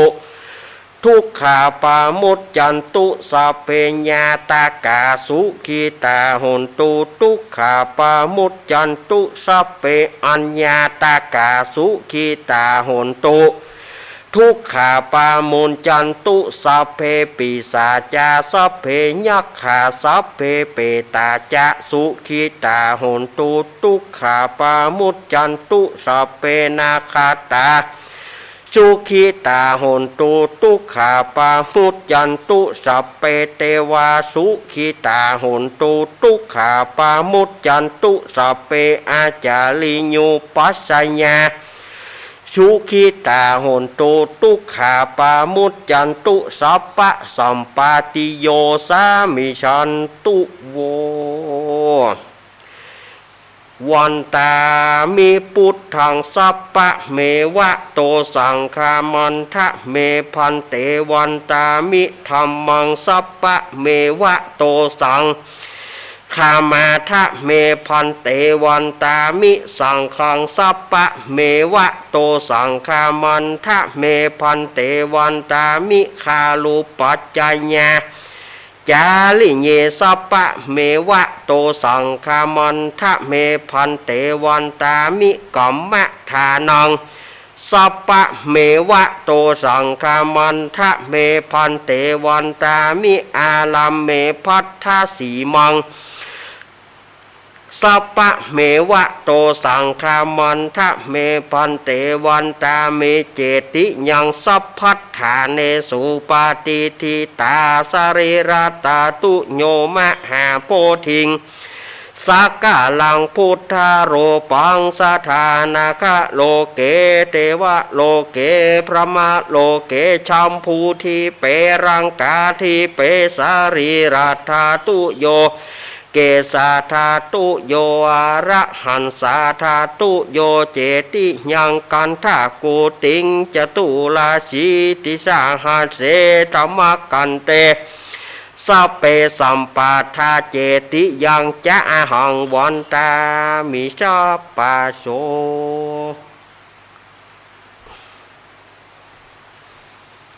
ต่อไปหันหน้ามาตังกุฏิท่านบิ๊กบอสเนอร์วันตาน้อยนี่ทั่วไปนะบ่มีเชียงใหม่ละปูนเนอร์สาตุวันตามิพันเตสะปังอาปะราทังขามันทะเมพันเตมายากาตังปุญญังสามินาอนุโมทิตาปังสามินากาตังปุญญังไม่ห่างตาตาปังสาธุอนุโมทามิจัตตารโอธรรมาวัฏันติอายุวันโนสุขังพระลังสาธุแต่งแม่ใส่ตีอ่านก่อนแต่ เอาสาธาญาติโยมต่อไปลาพระ ต่อไป แม่ใส่พิมพ์มีเบอร์ของผมก่อนโทรเข้ามาก็ครับ ลาพระเนอ หันทธานิมายังพันเตกาฉามาพาหุกิจามายังพาหุการณิยาญาติสัทธานิตุมเหกรังมัญญทะขอสัทธาจังหลายจงสำคัญในกาละอันติกวนเตสาธุพันเตสาธุพันเตสาธุพันเตอ้าวเรียบร้อยเมื่อได้โอ้จะ อ้าวโชเฟอร์สารถีเอาครัวไปใส่รถสตาร์ทท่าไว้เลยไหวท่าไว้เลย ไหวท่าไว้เลยมันแปลยับข้องไหว ไหวก็คือไหวหน้ารถไหวรถไว้เลย เอาครัวใส่กับสตาร์ทไว้ท่าเลยเปิดเลย แต่มันแก่ไปกะหาบักแก่กะหาหน่อยเดียวเนาะ ถ้าว่าเป็นช่วง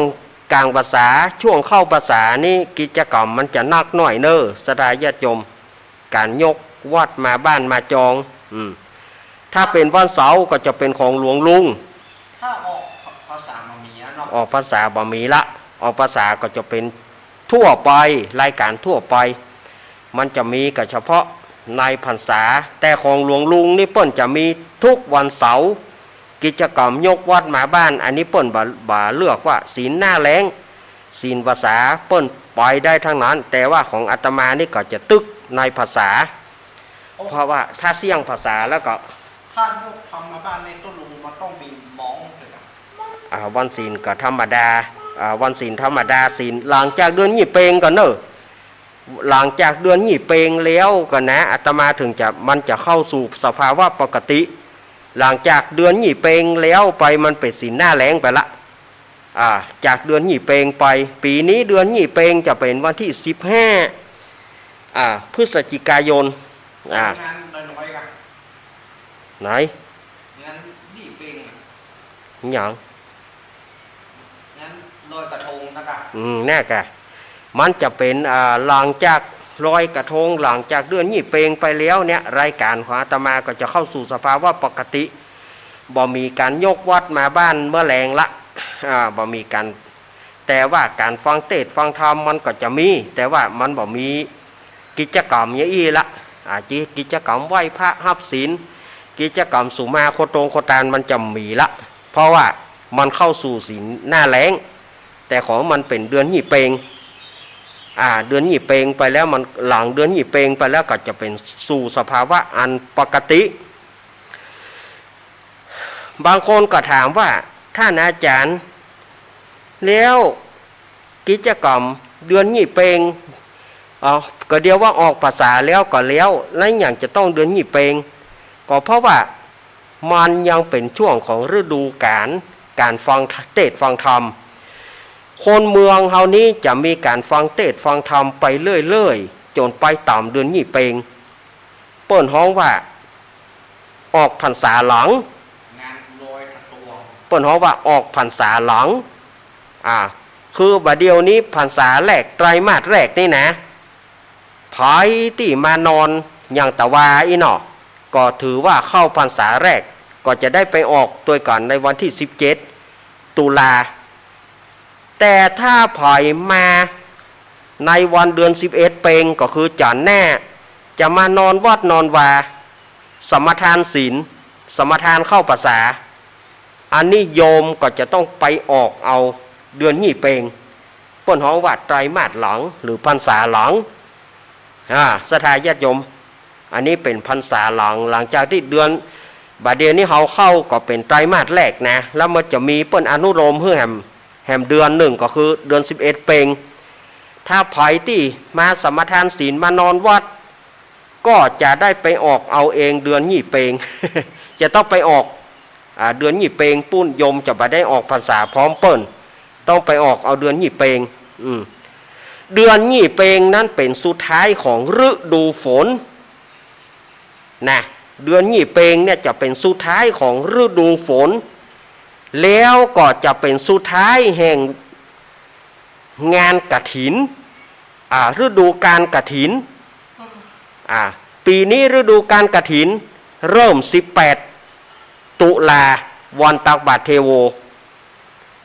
วันตักบาตรเทโวไปจนต่ำเดือนยี่เปงปีนี้ก็คือวันที่18ตุลาถึง15พฤศจิกาอันนี้เป็นฤดูการกฐินฤดูการแห่งรับกฐินศรัทธาญาติโยมสะพ่องว่าสะพ่องอันใดก็เป็นกฐินเนี่ยหมดเปิ่นมาตานพระป่ากองยาโอ้กฐินบาดใจ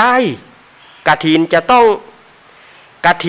งหลังที่ออกพรรษาได้1วันจนไปถึงเดือนยี่เปงเท่านั้นเพื่อเรียกว่ากฐินแต่หลังจากนั้นพอวันแฮมค่ำไปจะเป็นกฐินบ่ได้พอวันเดือนยี่เปงหรือเดือนยี่แฮม1ค่ำไปแล้วเป็นพระป่าหมดจะย่อยเพียงไหนจะห้างครัวเนี่ยได้กระจ้างมันบ่อาจเป็นกฐินได้แล้วเพราะว่าพุทธบัญญัติเปิ้นบัญญัติมาอย่างอี้พระพุทธองค์เปิ้นบัญญัติมาอย่างอี้หลังจากที่แฮม1ค่ำไปแล้วเนี่ยมันจะเป็นกฐินไปบ่ได้มันจะเป็นพระป่าอย่างเดียวใจย่อยเพียงไหนกระจ้างจะเป็นพระป่าอย่างเดียวศรัทธาญาติโยมเข้าใจนะสะพ่องโอ้ท่านเปิ้นจะเอากฐินมาเทศเมื่อมาตอดเมื่อใดบ่เมินเนี่ยก็มันเดี๋ยวนี้แน่หยังนะเปิ้นว่ากฐินเถียงห้อมต่างหากนะเพอท่านไปหูหยังเถียงบ่แป้นะเถียงบ่แป้เอากำถูเอาขี้ข้างเข้าถู เถียงบ่แป้เอาขี้ข้างเข้าถูท่านไปหูเรื่องหยังก็ไผจะบ่หูเรื่องแล้วไผเนาะก็เฮาอยู่ก็เฮาค่ำวอดก็วัดมาเท่าใดแล้วสถาญาติโยมเฮาค่ำวอดก็วัดมาเท่าใดเฮาอยู่ก็วัดมาเกือบ40ปีอาตมาอยู่วัดมาดูอาตมาอยู่วัดมาบ่นับขโยมนะบ่ต้องเอาขโยมละเอาว่าอาตมาอยู่วัดมาเนี่ย30กว่าปี3738ปีมาละ อาตมาอยู่วัดอยู่วามาเนี่ย38 ปีแล้วสถานตอนเมื่อปี29อ่ะอาตมาก็ผ่านมาตอนนั้นโอ้ขยมเข้าออกขยมนะบ่อ่านมาละขยมนี่มันเข้าออกเพราะสมัยก่อนมันมีปัญหานักหนาสมัยไปขยมแต่ก่อนมันใจได้อยู่ดีอย่างบัดเดียวโอ้มันลูกเจ้าลูกเจ้าเหียลูกเจ้าต้องเกียมปินโตเกียมถ้วยเกียมเหยาสมัยตะกอนนี่มันบัดใจละเฮือเนนหรออันเนนนะเปิ้นก็มีเวรของเปิ้นส่วนขยมนะมันโทสากกระเบือยันเรือลบสังหม้ออี้นี่ไปแจกปิโตแล้วนี่หม้ออี้ไปจ่ายปิโตละไปจ่ายบ้านนั้นจ่ายบ้านนั้นเอาจับเขาใส่บางหลังเปิ้นผิดกัน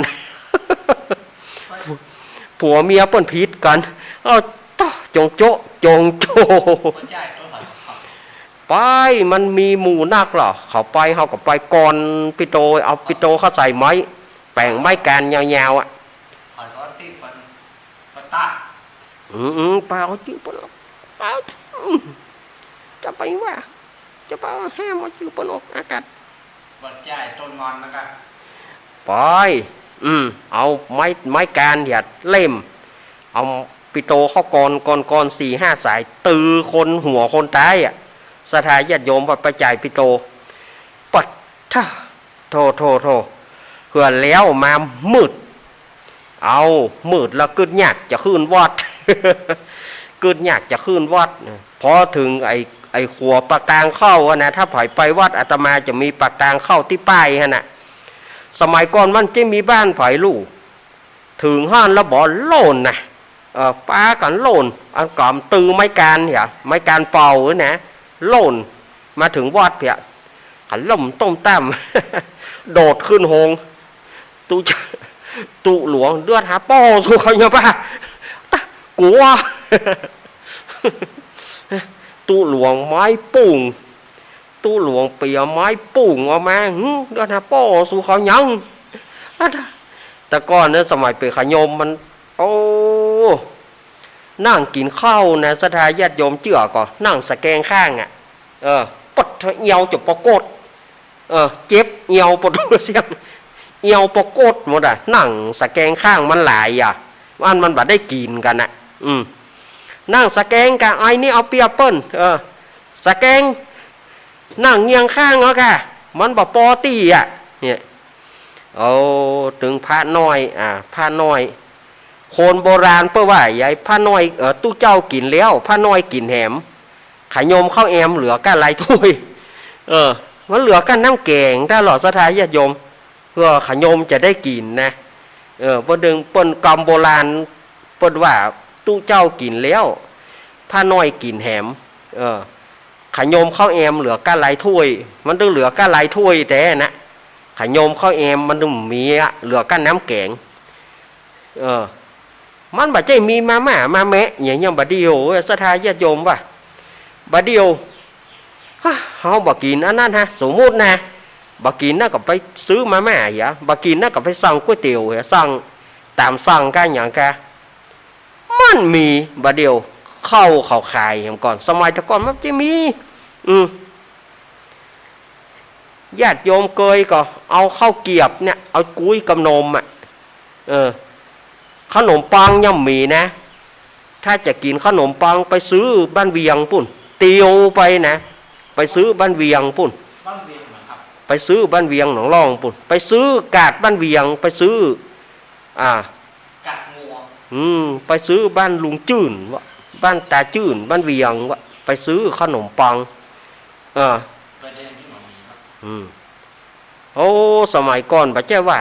มันเปิดขยมมันบ่ได้กินดีมันได้อยู่ดีถ้าตามโกมเหียตามโกมเหียพ่อหนังสือกันลู่กันพ่อแบตกลมไปนะแบตกลมไปนี่คนจะพ่อหนังสือมันบ่มีไฟฟ้าที่ไหน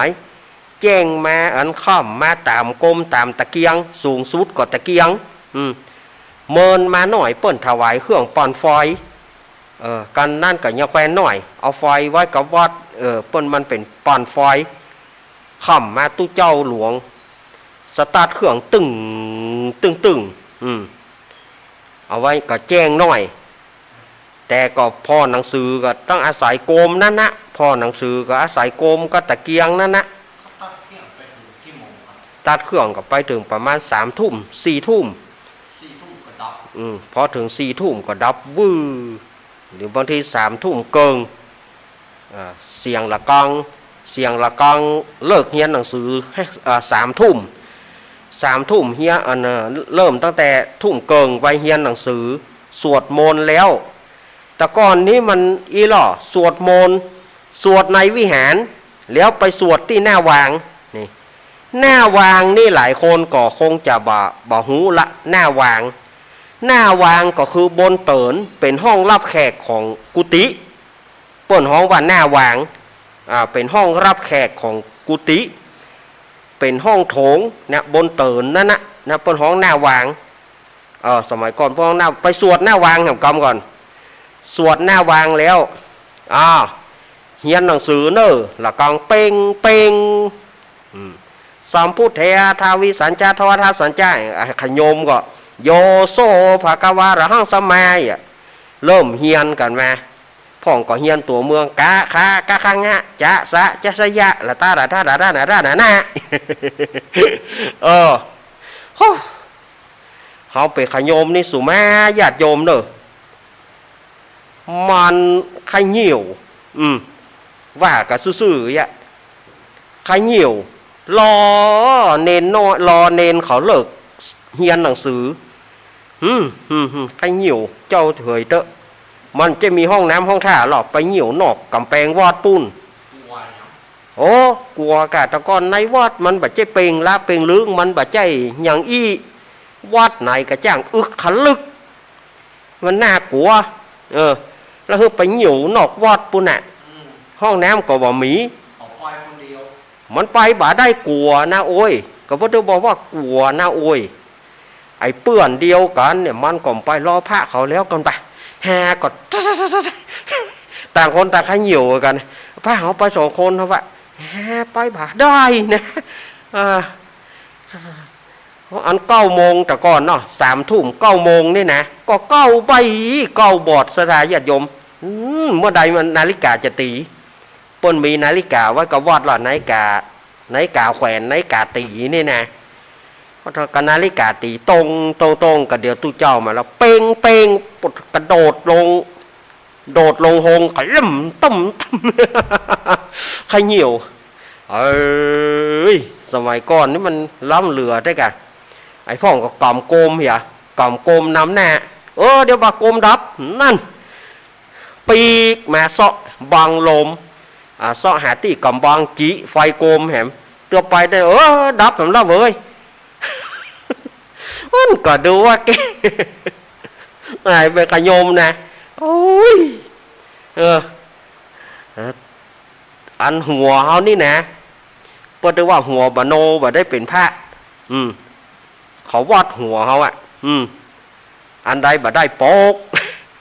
อันใดบะได้โปกโอ้หัวเขานี่จบเพราะว่าจีไหนป้อมได้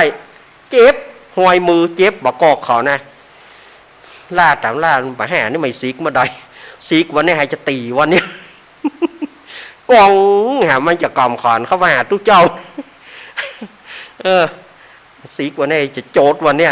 ย่ำไปมาหานี่สูกไปสูกบดแต่นะสดาญาติโยมสมัยก่อนเขาข้ามขยมโลขาอ่อนเขานี่กาเนี่ยสันขาเขาเนี่ยบีดเอาเป็นงัวโจรก่อนเจ็บนี่บ่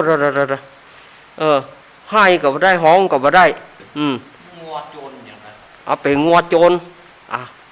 วันนี้ก็แปลงสองหนองแนงอย่างกับงัวจะตู้อย่าอะไรโอ้สมัยก่อนมันเนี่ยผ้าน้อยเขาใจงอขยมบาเดนี่งอหาละอ่อนมาเข้าวัดต่อซ่องหาต่อขยมบาเดนี่นอกจากบวชภาคฤดูร้อนก็ลวดเลยบาได้ไปขยมขยเนะเนี่ยแต่ก่อนนี้ไปขยมก่อน อย่างที่อาตมาว่าทอขี้ทอเหนียวครูบาอาจารย์ก่อนต้องตุกก่อนเขาได้เป็นพระเป็นเจ้าโอ้ดีใจหน่อยแต่กระจังหมู่พระใหญ่แถมเหมาะเขาได้เป็นพระไอ้พระใหญ่แถมละเตื้อหนุ่มเหรอเฮาก่อนมันหันเฮาภาษาน้อยคิงแฮ่เขาใส่เตื้อครับเพราะมันจะซิกซะเตื้อฮะซิกเขาจะวางเข้าหมอฮอดเขาซิกไปก็ลืมไปฮอดเขาซิกไปก็ลืมไปนะสมัยก่อนเนาะเตื้อเมื่อใดไม่กำขอนเขามันกำขอนนะเขาอยู่ม่วนนั่นน่ะสมัยก่อนซิกก็ยากบวชก็ยากให้กำขอนไปท่านครับขอซิกนะทุกเจ้าโยงโยขาแล้วระวังให้ดีบ่ได้ละการเดียวเดี๋ยวปังบินไปมันใจไกลๆขอนบินบ่ได้ซิกละเอาโควันนี้อู้เหยาวแต่เหยาวว่ะขอสุมาอภัยเนอะ ขอบคุณกับทุกๆสถานีที่ให้โอกาสอาตมาภาพเอาไว้การหน้าก็ปากันใหม่เนอะอายุวันโนสุขังปะลอง